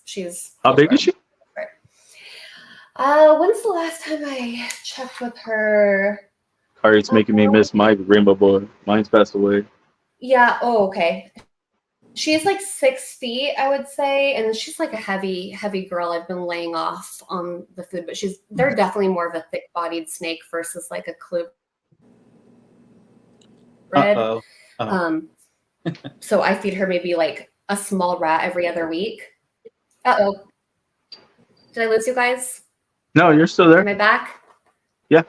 Oh, okay. I lost you guys for a second. I was like, oh. Anyways, she's a heavy-bodied snake because she's a boa, and she's a girl, which obviously they get a little bit heavier. But yeah, she's full-grown. She'd be breeding size. She's heavy. I get a little bit of an arm workout from holding her. I have like no muscle strength, so I'm like, okay, I'll get my little bit of an arm workout with holding her. That's what I'm doing right now. So Pelskill says, The only workout I I'm like getting. that. What does everyone think the most beautiful snake in the world is? Good question. Ah, man, this is hard. I don't know. I'm partial to blue snakes, and so there's a kind of related to the one I had that was really bitey, that Celeb's black-tailed rat snake, or the Goniosoma jansenii. There's a Goniosoma oxycephalum, if you guys ever look that up. But there's a Borneo locale, which is like blue, and it's so pretty. But they're really rare, and they're super hard to get captive bred. I've tried a few times, and they haven't ended up making it. Oh, did I freeze? Yeah, now you're good now. Am I good? Yes. Okay. Anyways, those are really pretty. Or have you seen the blue coral snakes? No. Are they like from Asia? A coral snake that's blue? I think I know. I'm not sure exactly, but they're gorgeous and really rare. I'll have to send that to you. I'll send that to you guys after the podcast, or just look up blue coral snake. Hold on, I'm gonna look this up real quick. Yeah, Whoever's next, go ahead. Really Whoever's next, go ahead. Go ahead, Jason. Oh, yeah. So for me, I mean, that is so hard because there's just a ridiculous amount of absolutely beautiful snakes. But if I had to sit here and pick one, I'm probably just going to go with green tree pythons for me. I think they're stunning to look at, and they're so variable too in their appearance, really. I mean, people just think like green snake, but that's just not the case a lot of the time. Yeah, some of them are just solid green, but then you get, whites and yellows and blues, and then you get into the designer green tree pythons, which are absolutely just insane with all sorts of melanism and high blue and high yellow and calico, and I mean, it's mind-boggling, and you get a whole clutch of these animals, and they all look different. You know what I mean? It's not like other species of snakes where they all look pretty similar. Yeah, some variations and stuff, but green trees, man, they're just so beautiful. I agree with Jason, especially right now. I'm in love with that black one. That what is it? Cyclops, I think it is. Cyclops, I think it's a locality. Sure. Yeah, Cyclops is a locality. Yeah, but I think it's them that make the black little babies. I mean, any of them can do it. Really. Can do it? Yeah. I thought it was Cyclops. Melanism can appear in any of the localities. We've seen it all around pretty much.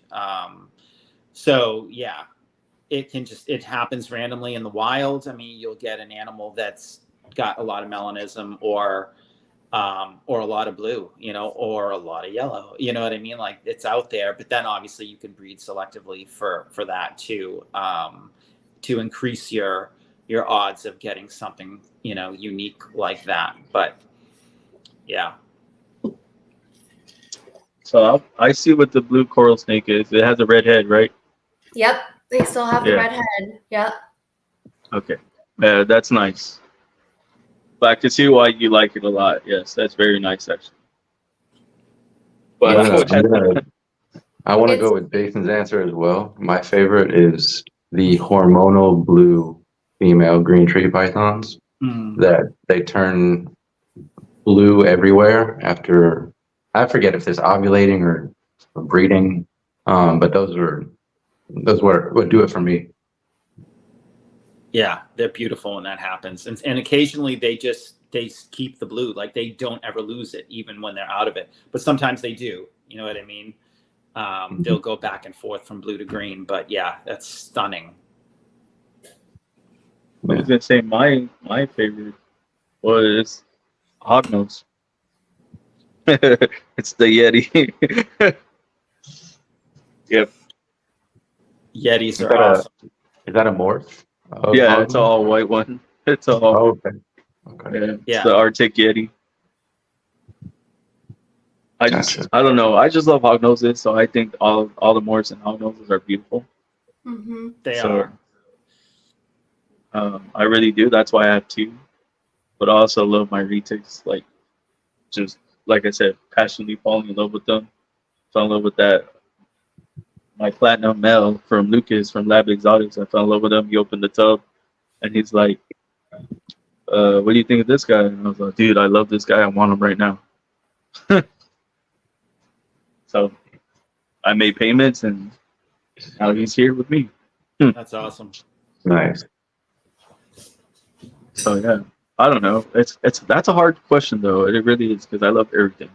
I really do. I go out there and I'm like, ooh, I need that. Ooh, I want that. Yeah. Even though I don't need it. You want to not cheesy, but a good answer is the one you own. That's probably like you have like sometimes I think we don't.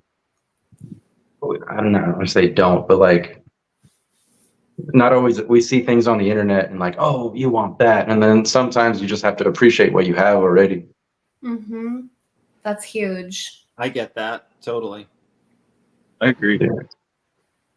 And then it says, for a question for Kari actually, it says, do you think your blue line rhino will prove out? I'm feeling skeptical about them being an inherited gene. I'm eager to see if any of those offsprings turn blue like the sire.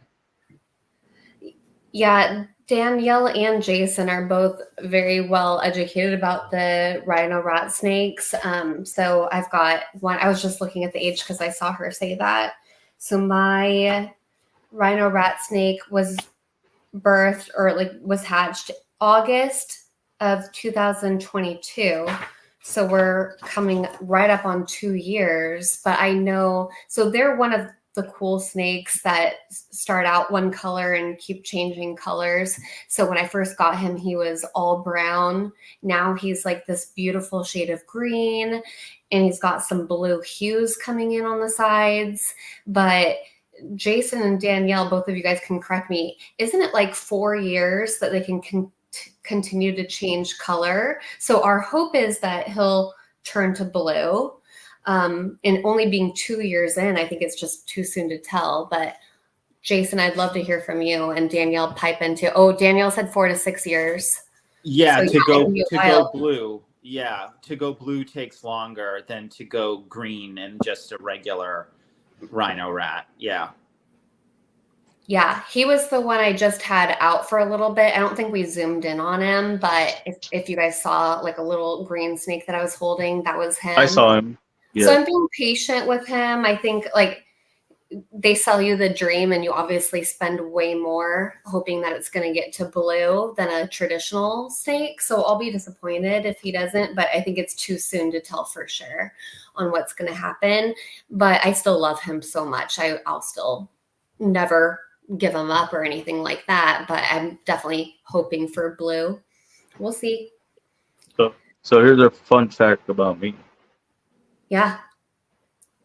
I bought 50 ball pythons thinking I was gonna get rich, and now I'm actually learning myself that I'm falling in love with colubrids. Mm. Then I do my ball pythons. I still have them. I have my pets for ball pythons. They're there, but I'm falling more in love towards colubrids. Like I love rat snakes because it Mhm. was my first snake, and then my Yeah. second snake was a hognose. So I always have a thing in my heart for them. So that's why I have to have them. So like I said, I just got the emery rat snake. I want a tiger rat snake, and then I want that blue one that you always the The Blue Baron. is it the blue the with the little black lines on the eyes, the little Chinese eyes? Oh, a Blue Beauty. Yes, that one. Ah. I should get her out. She's spicy. I might get bit in the face on that one, but Yes, but I always see that they're so feisty. I don't know why. she is.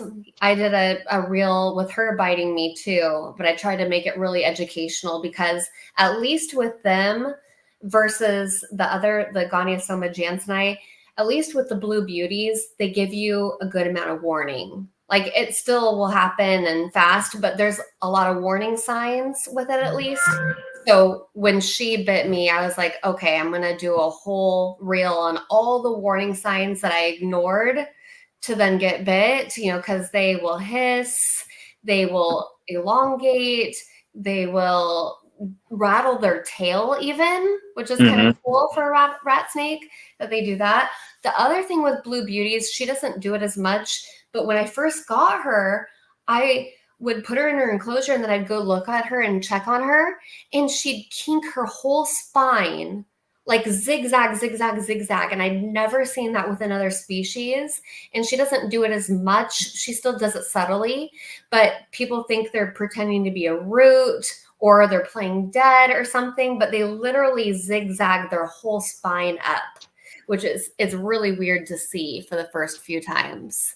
But anyways, they have a lot of defense mechanisms. So at least you'll get some warning, Chris, if you get one. Isn't Rob from Creeping It Real from New England Reptile, that reptile talk show? Oh, what's up, brother? What's up, Rod? Hey, Rob. And they want to know, does she musk on you? Which one are we talking? The Blue Beauty, I think. My Blue Beauty doesn't musk on me. I'm trying to think of the ones that I have to. My Western black tree snake, which is that really rare one that I don't think you're super familiar. It's that one that's related to the boom sling. It has like super keeled scales. It looks like a dragon, like how keeled the scales are, and big eyes, like all black snake. It will musk. And then my Blue Baron racer musks. Both of those musk like crazy. The rest of my snakes don't really musk very much. And what's that musk smell like? It's all different. Some of them are rank, like horrible. And then my Western black tree snake, it smells like peanut butter. And then his shed skin smells like peanut butter. So I don't really mind that one as much. It's so weird.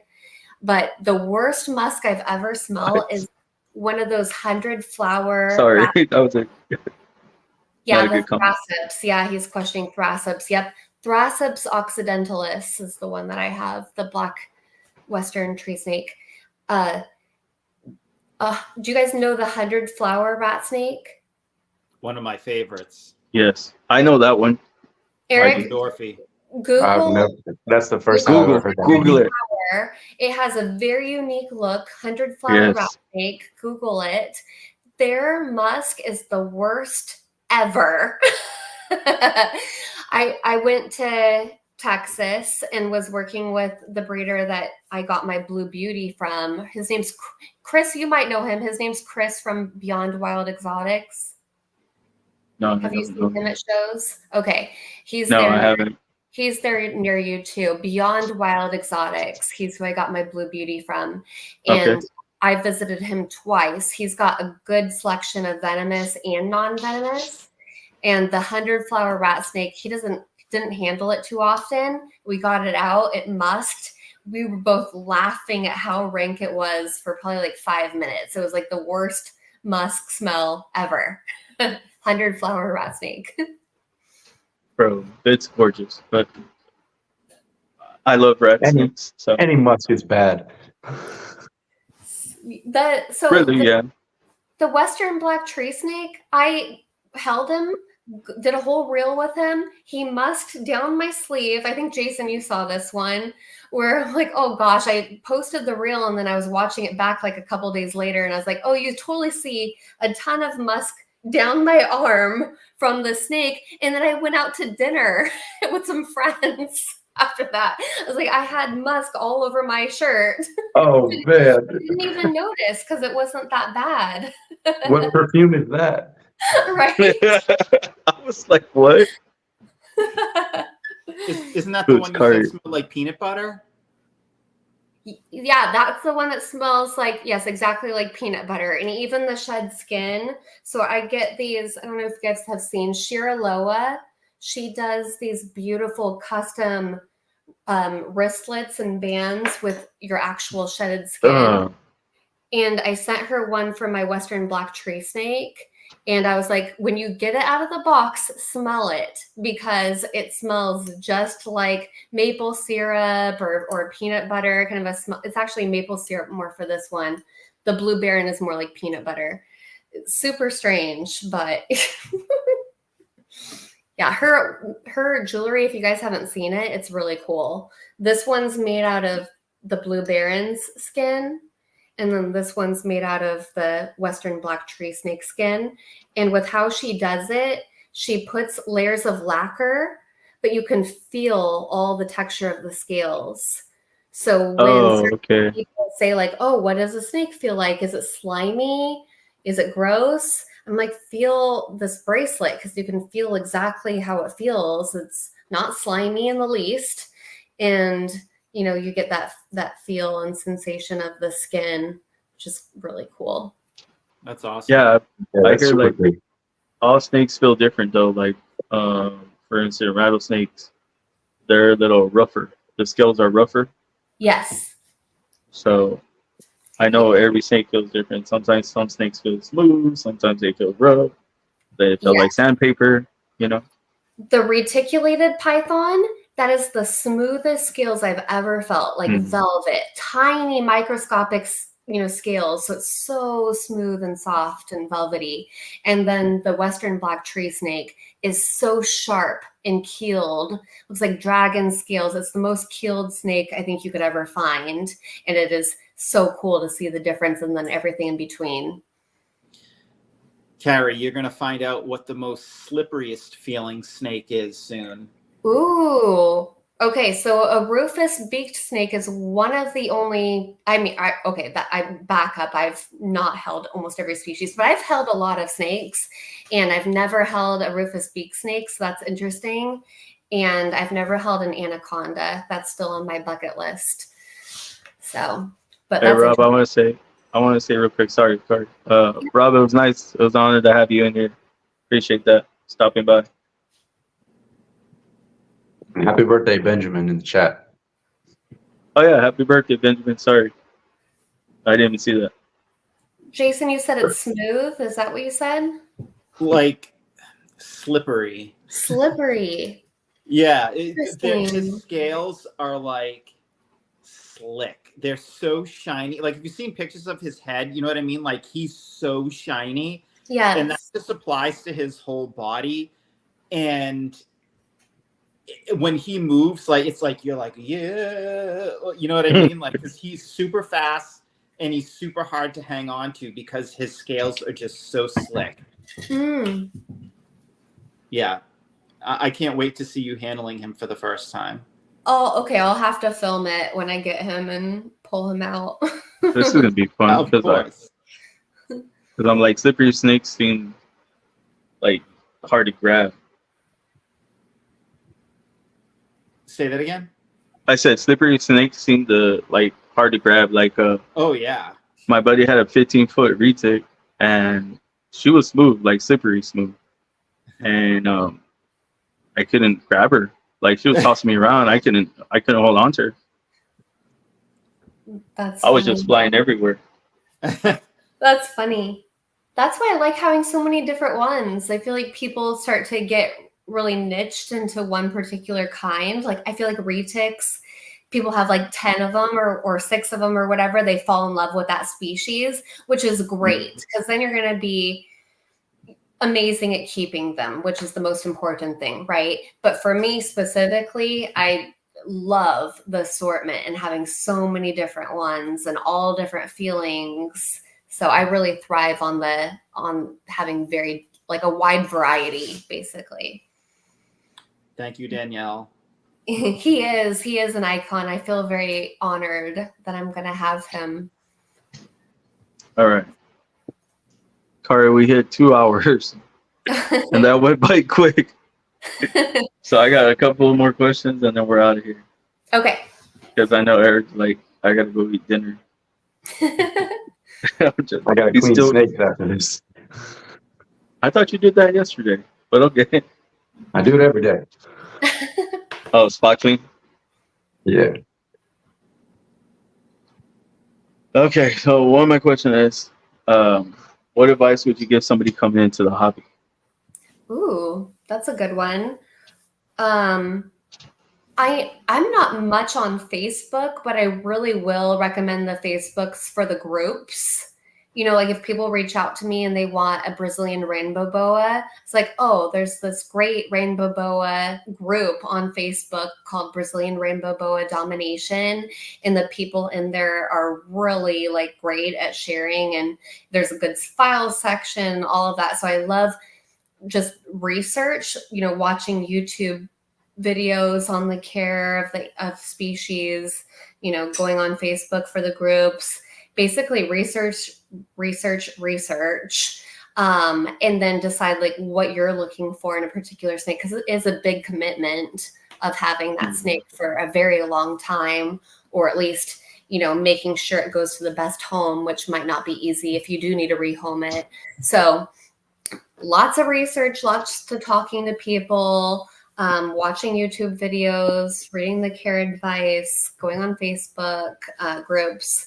Just make sure you're doing the best possible thing for that particular species. I don't necessarily say there's like beginner species or advanced species necessarily. I think there's a little bit of caveats, but for the most part, it's what one are you going to really care about and do your due diligence to make sure it's set up appropriately with the right husbandry. You know, if you just do your research and get it set up correctly and listen to some people that have been doing it for a while, most of them are not going to be too hard for someone. It's more about like, what is their dedication level?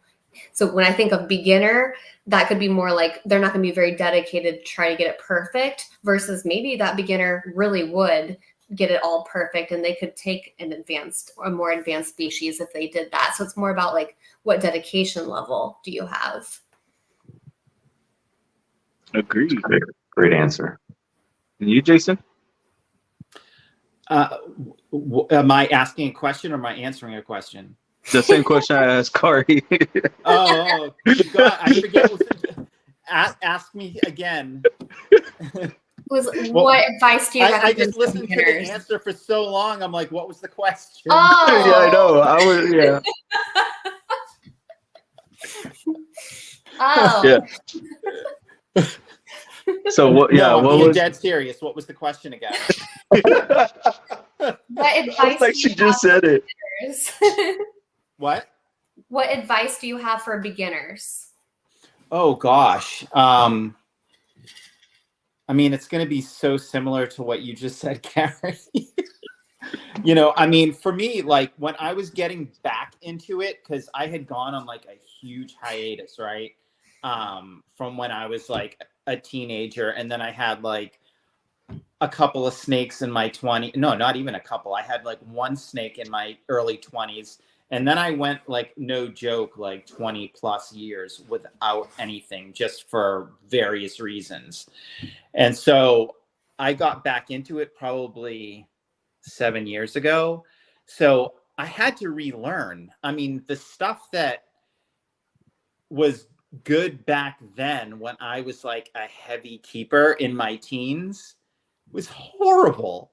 You don't take care of animals like that. I mean, it was just glass aquariums and hot rocks. Mhm. That's Yeah. how you took care of anything.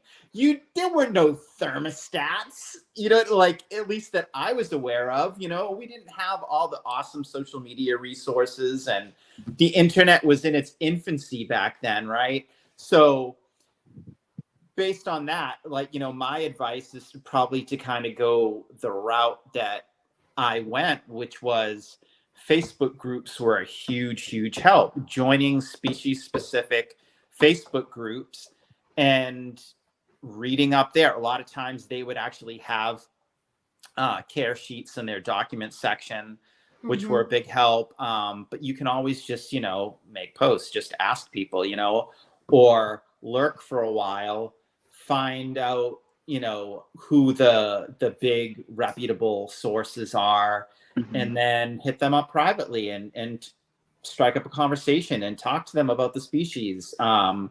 Also books, that was huge when I was studying up on green tree pythons. I mean, there's two very notable green tree python books out there. I read both of them before I purchased my first green tree python. I did a ton of research.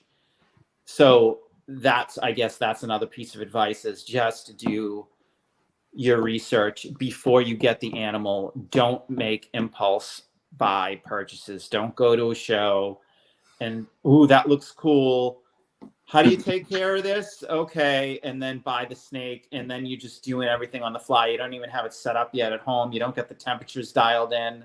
That's just, you're setting yourself up for disaster, especially if you're getting an import, something that is probably going to struggle anyway, not to mention if you don't have things dialed in right when it's home. So, yeah. So that's what I would say. That's awesome. Good answer. Is one of those books the More Complete Chondro by any chance? Yes, And of course. I've had that book over half my life. Oh, nice. Yeah. Nice. when I got into ball pythons, I have a book about Python Regis. Oh, cool. And so I have, and then I just got another one. It's the new Encyclopedia Snake book. I love that one. That's a good one. Yeah. So I only got 2 books right now. That's it. Yeah. And then of course everything else is YouTube, Instagram, Facebook, TikTok. Oh, yeah. I mean, the reptile podcasts like this have been huge for me too, especially with the green tree python stuff. Like, I've learned so much about breeding from various reptile podcasts. So it's been a big help. Well, Jason, after this, I'm going to ask you something after this podcast when it's over. Okay? Okay. So if you could just stay, when we end, just stay back there with Kari as well. Will do. So my next question is, how do we inspire the generation now to work with exotic reptiles? I know it's a hard question, but yeah.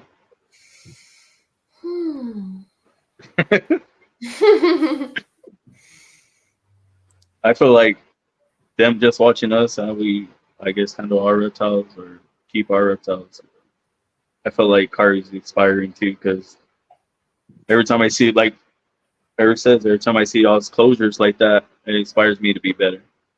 So I'd say that's like my biggest compliment when I get someone like will message me or comment on something and be like, "Oh, I watch your reels with my grandchild," or "Oh, my daughter or son loves your stuff and loves to see you holding them." I think the main thing that we can do is make it seem not over dramatized, right? And share information and show that they're a great snake. I don't want more content scaring people away from reptiles. I want more content showing you what you can actually expect. If you get a bite, you can move on and you can stay calm and you can still love that animal and get so much reward from it, versus just showing those extremes and people are like, "Oh, I would never do that. I'd never come near one."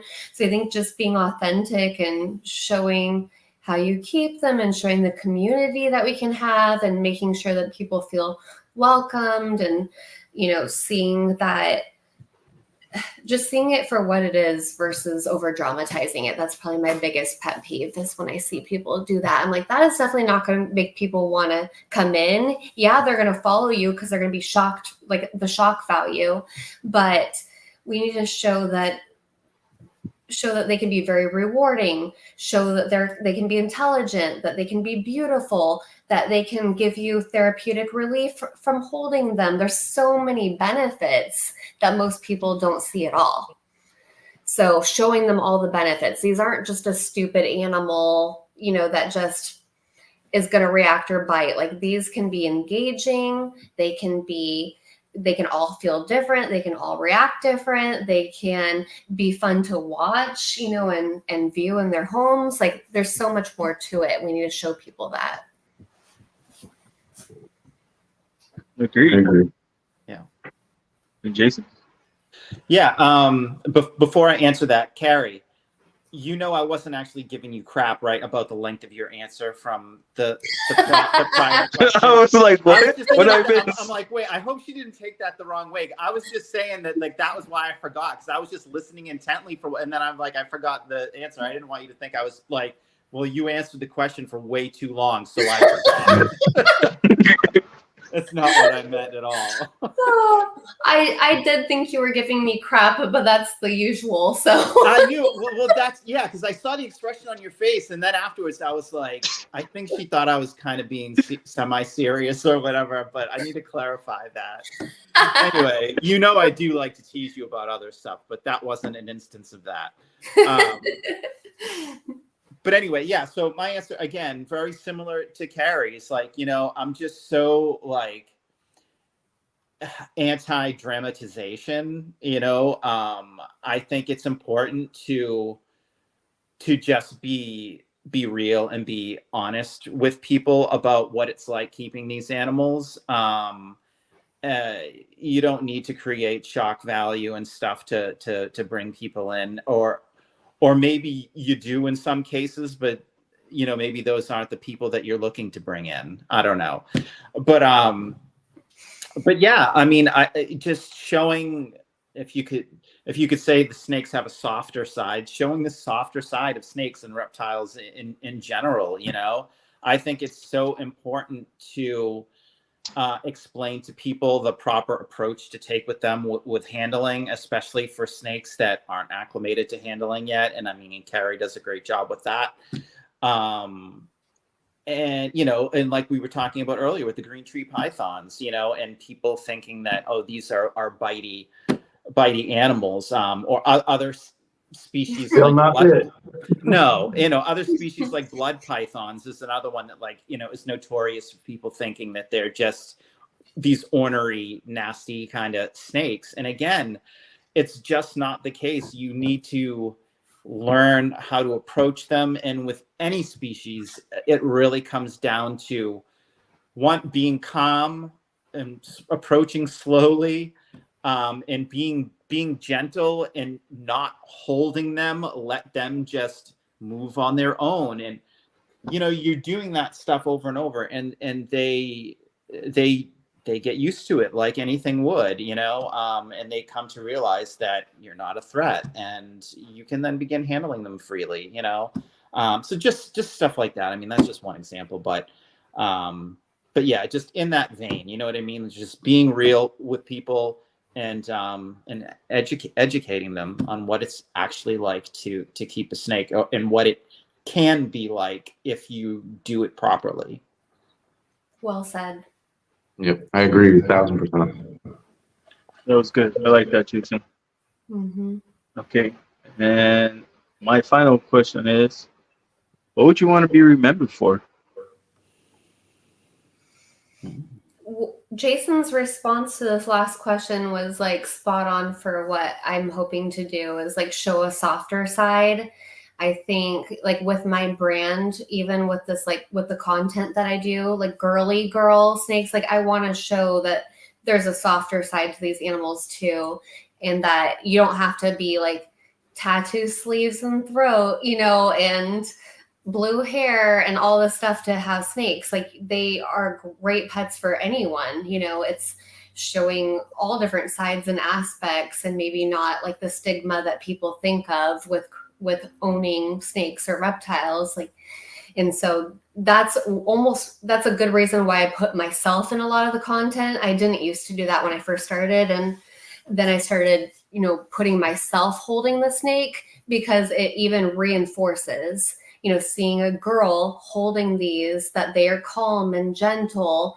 And maybe like if someone hasn't seen it in a while, they're like, whoa, what is this like girl holding the snake, and it's not biting her, and it's, so it just kind of keeps with that message of they're calm, they're rewarding, they're engaging, all those things. So that's what I want to be remembered for, is like someone that taught people that snakes are not all evil, not all bad, not all gross, not all slimy, not, out to get them.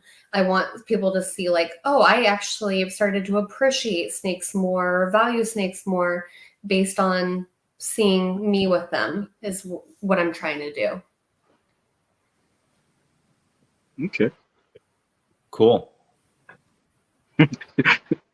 When she was talking, she's like, snakes aren't for like with just guys with tattoos. I had my hand up and I was like, ooh.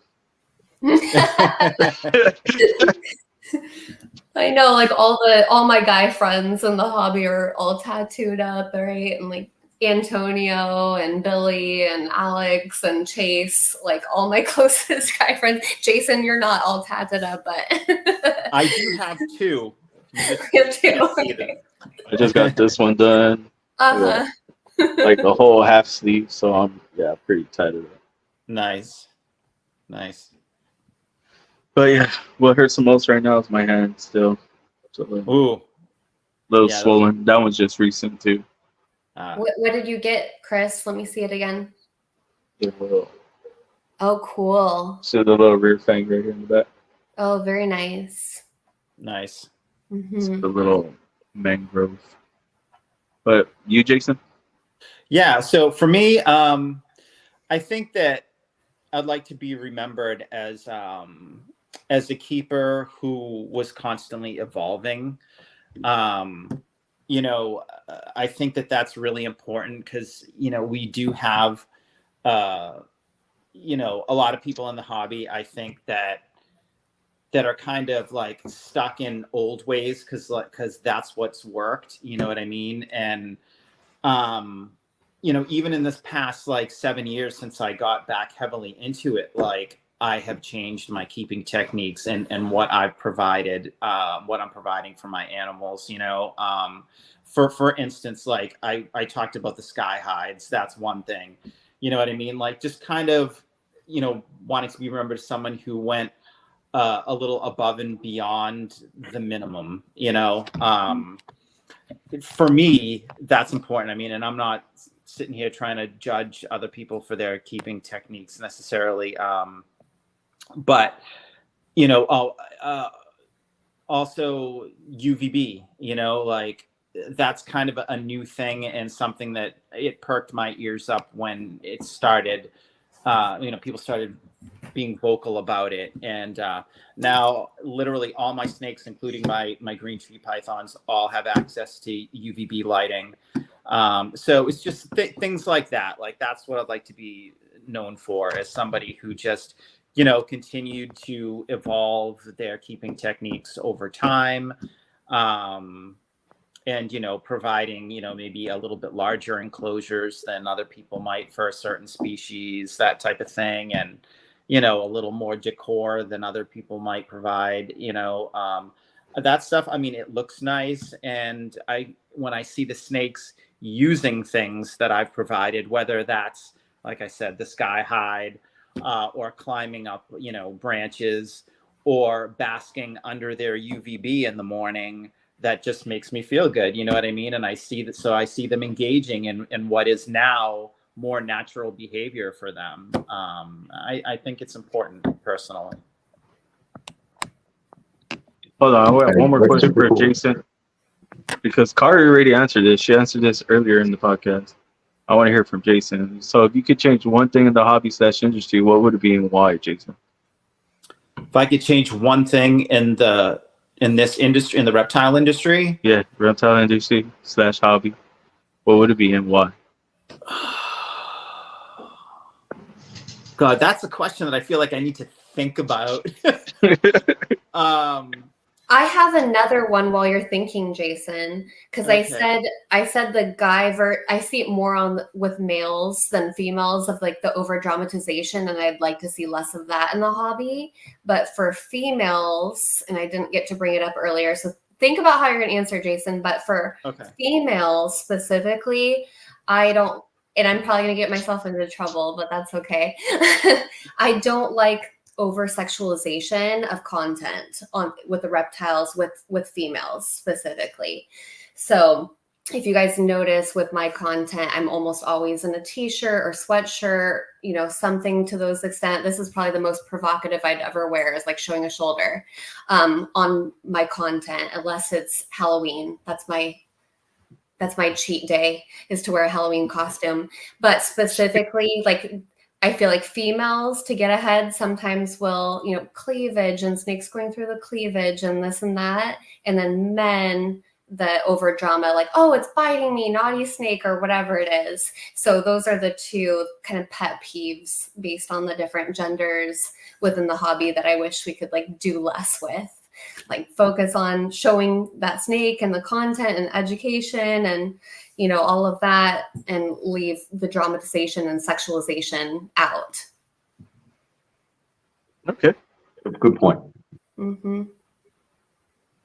I think that also goes back to trying to get the clicks, you know, or views, you know. Oh, I can't tell you how many people message me and they're like, if you did a reel in a crop top or your sports bra, you'd have so many more followers. Like, that's not what I'm going for. If I wanted to get followers based on my body, I could do that, but that's not what I'm trying to do here. I'm trying to do the opposite. That's not the Be followers. genuine. Yeah. I like it. Mm-hmm. Jason, now back to you. Now back to me. Okay, so I've been racking my brain. There's like a couple of things sort of popped in, and so I'll just say them both, I guess.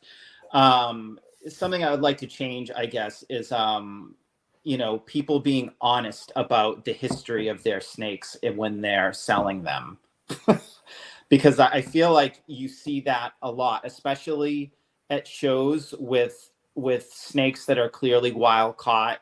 And, you know, they try to make you believe that these are farm bred or whatever, you know what I mean? And Yeah. you get unsuspecting people that think that, and then they post online, oh, well, they said it was farm raised. And it's like, dude, that thing was wild caught. It's got all sorts of parasites and da da da da. Mm-hmm. You know, when they have problems with it. And that's horrible. That's so discouraging to new keepers, you know, and not even just like, you know, disclosing the actual origin of the snake, but, you know, how easy it is to care for that snake. Like, you just have a lot of sellers at these things that are just looking to sell the animal. They're going to tell some, you know, 16-year-old kid there with his mom, oh yeah, you can throw that in a 10-gallon tank, you know, it's super easy to take care of, da da da da. You know, you see this stuff happen. They're just people not being honest. And again, it reflects poorly on the hobby, and it is discouraging to, you know, keepers that could potentially be coming in and having a really great experience. And instead you're setting them up to fail and give them a horrible experience and never want to go back again. So, you know, I guess that's one thing I'd like to change, is just, you know, people just really being honest with others when it comes to the selling of their animals, you know. So yeah, I like that you said that, because I had a clutch of ball python eggs, and they're calicos. They were like banana calicos. mm-hmm. And I sold the babies for $350, and I had a spare tank here. And I set up the tank for one of the kids that was coming to pick it up, because his mom was like, it's a birthday gift for him. And I set it up like everything. I put the little heat pad on the bottom, little hide, some substrate, you know. And then she came and just paid me for the snake. And I let her take the tank, because I had like 10 extra tanks here just lying around, you know. So, and I just gave her the tank for free. I was like, here you go. It's already set up. It's all he needs. You can fit him in the tank. you know. That's cool. It's a great way to do it. So, but yeah, like all my babies, like that year that she went, I didn't even get to post them. They all sold, also. Nice. Yeah, everybody's like, I want to flex and baby. So, That's but how it's you because, want. That's how you want to do it. but it's just because like I branded myself backwards. Though, like a lot of people say, you did it backwards. You came in merching because I was just all merch. So that first year I came in, I made like 20 grand. Yeah, it was all Wow. merch through merch shirts Wow. And I and still then haven't got the babies. shirt. Are you joking?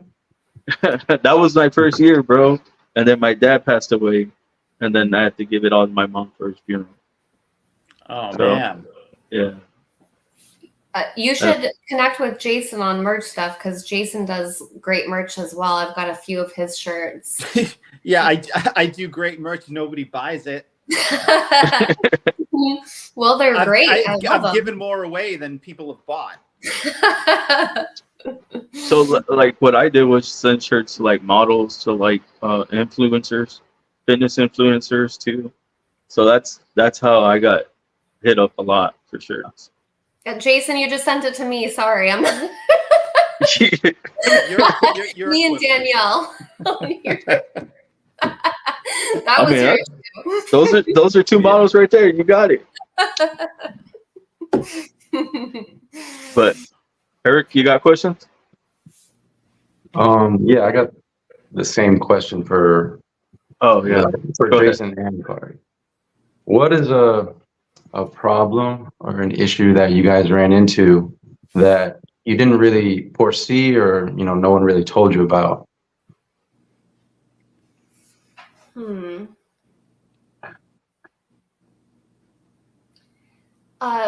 For me, it's like the house fire, so remembering like I was not prepared for that. So that's really taught me to like prepare for the worst. You never think it's going to happen, but definitely need to do that.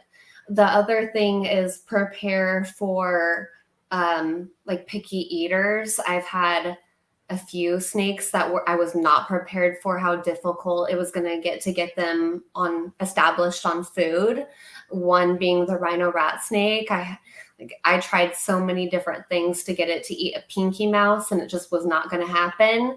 So had to be able to get fish or try other things. I've had a paradise flying snake that needed lizards. So preparing for even tricky eaters and what you're going to do. And I mean, I've learned a lot from that. And then preparing for disasters and and then even down to the preparing for if a snake gets out, like we talked about, like prepping your room, so that you can find it and that it doesn't get down a vent or something. So just be prepared and ready for anything that you can think of, because who knows what could happen.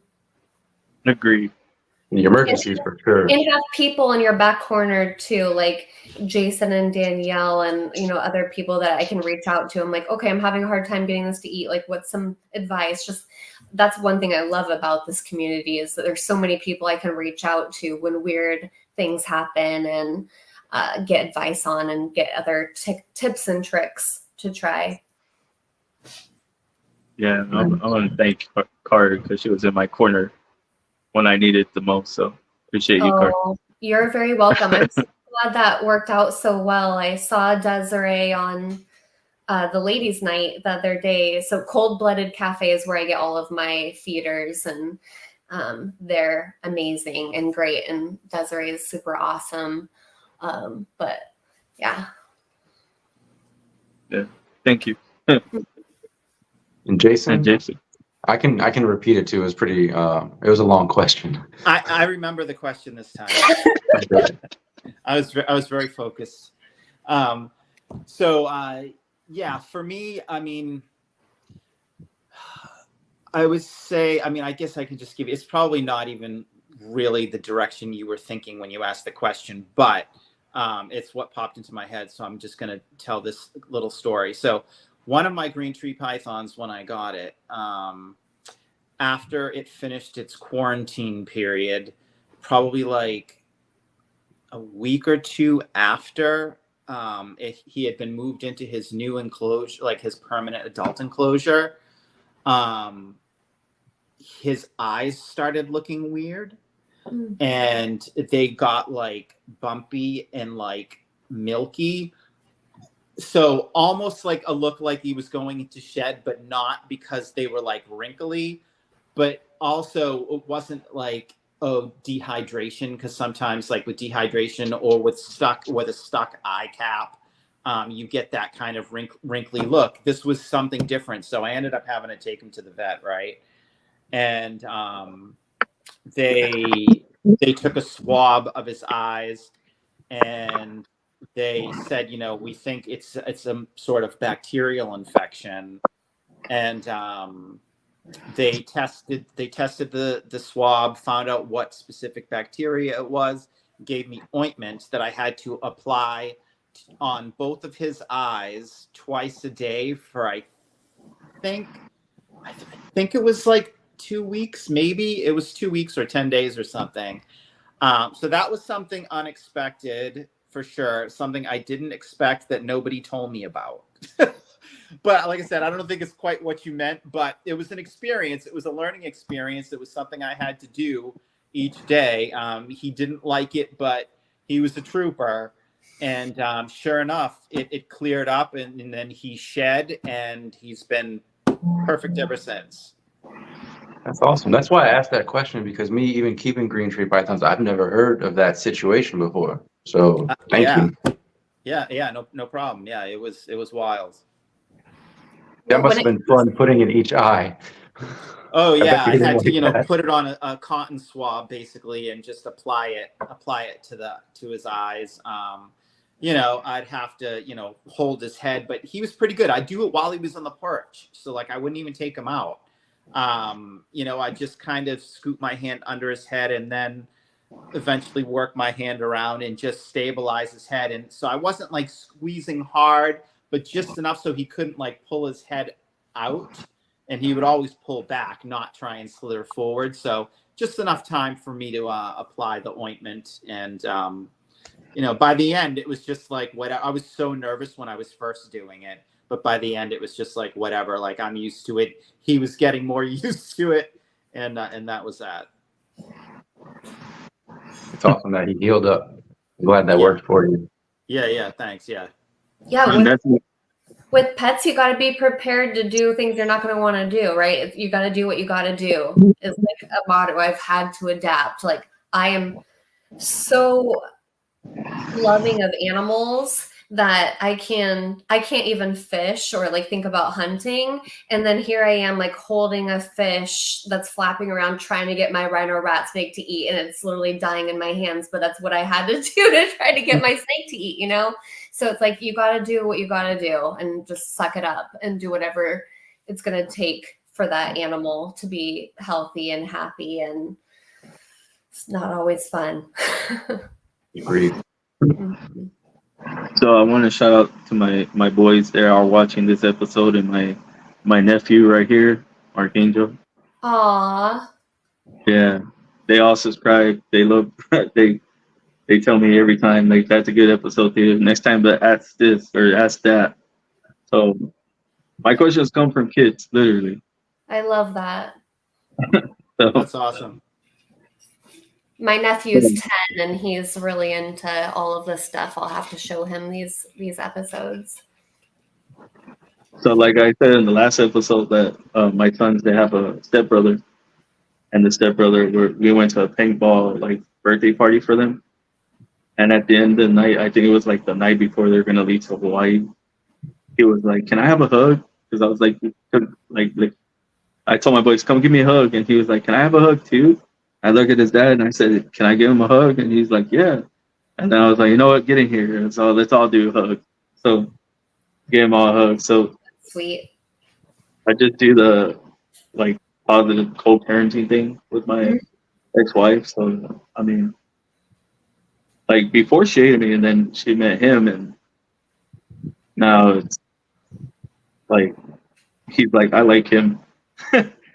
That's great. Like we hit it off. So I love it. I love his kids too. His kids are awesome, especially the little one, the little boy. He's all into the reptiles. So, but before we get on out here, we need a positive message, guys, from both of you. Jason, do you want to start this time or do you want me to go? A positive message. Oh man, you put me on the spot, man. Positive message. Is the positive message? Be sure to quarantine new animals. I don't think that's what you meant. But no, it's whatever you want it to be. It's good. It's good. To save yourself some potential heartache down the road, please quarantine new animals. And soak new animals. That's a big one because they could Especially have imports. They could have mites. They could be dehydrated. Soak your new snake. Quarantine it. Yeah, that's a good one. That's exactly what he told me yesterday because I called him and we called each other. And he's like, yeah, I had to soak this new one I got. So I was like, oh. Oh, and I have another question I forgot to ask. This one's for Kari. How do you feed your Jensen's rat snake? Oh, Like- he's easy. I use a frozen thawed mouse and I just move it around next to him. He grabs it and takes it. He's easy. He's an easy one. All right. Just wondering because I've had to try some of those impromptu methods with, I'm not going to say what it is, but it's in quarantine and the feeding methods have been not what I'm used to. Okay. I just leave the frozen thawed mouse in there and it's gone in 10 minutes. There you go. That's great. But trying to act like it's live doesn't want anything to do with it. I don't think you need to do that. Like there's a lot of shy snakes, like my Western black tree snake. It's going to just stress him out if you're wiggling it in front of him like that. Like I think some people are like, we want to create that hunting or we want to create this or that. No, like depends on the species. Some of them love that and like want to see it wiggling. Others are shy or sensitive and you're to stress them out more than anything, especially if it's an import.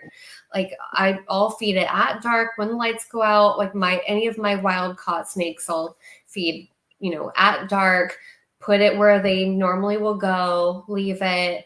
My Western black tree snake, I had a scent with a knoll juice for a while because he was used to eating lizards in the wild. But it's like whatever works, but don't be stressing your snake over eating. If it's eating by dropping it in there and leaving it overnight, amazing. That's great. Yeah. That's awesome. I like that. And it's funny because my female retake didn't want to eat wiggling in there. I had to drop it in there and then she eat it. Ah. But the other ones do. They come out of there.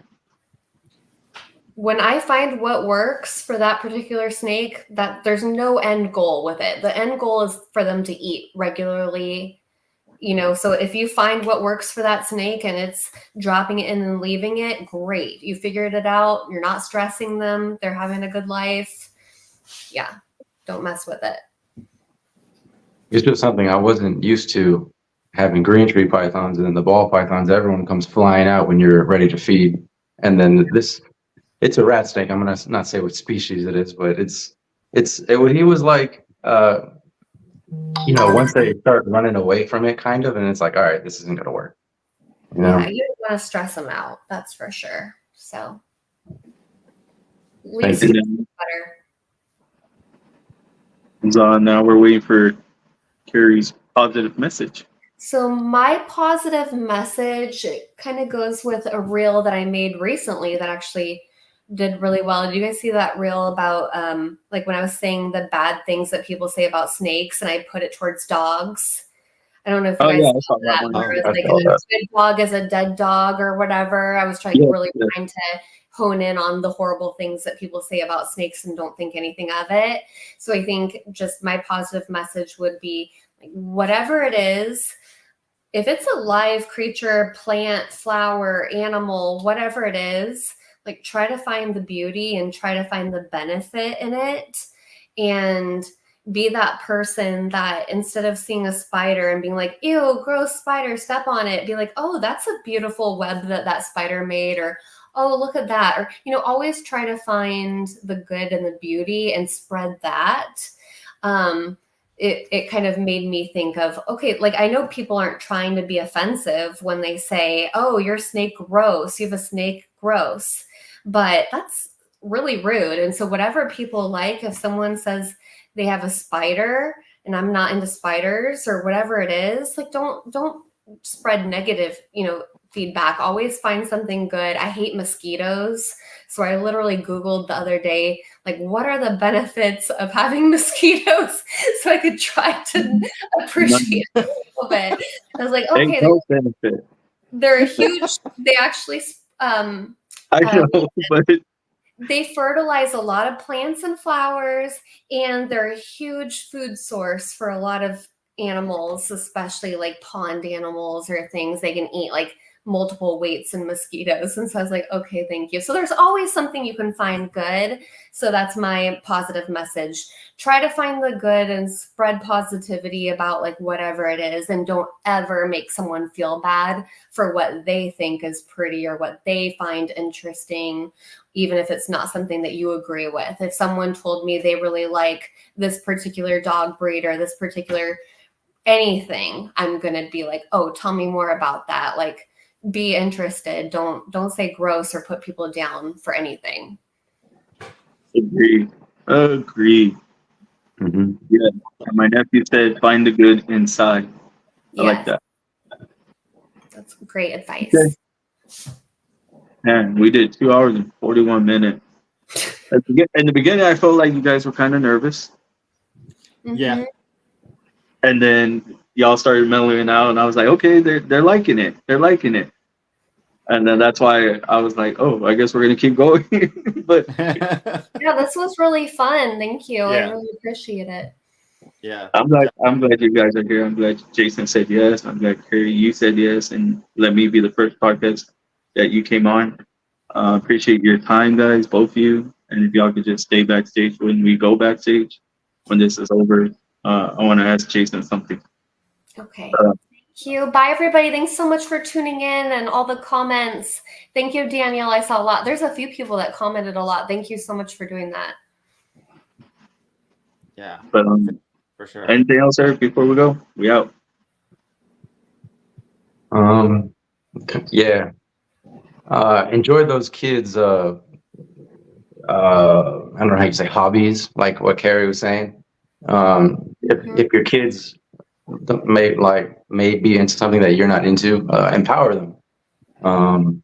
You don't have to like it, but just help them out. Yes. Agreed. All right, guys. On that note, we out of here. Remember to always be positive, love each other, never put each other down, pick each other up. On that note, y'all have a good night. Thanks so you, much. guys.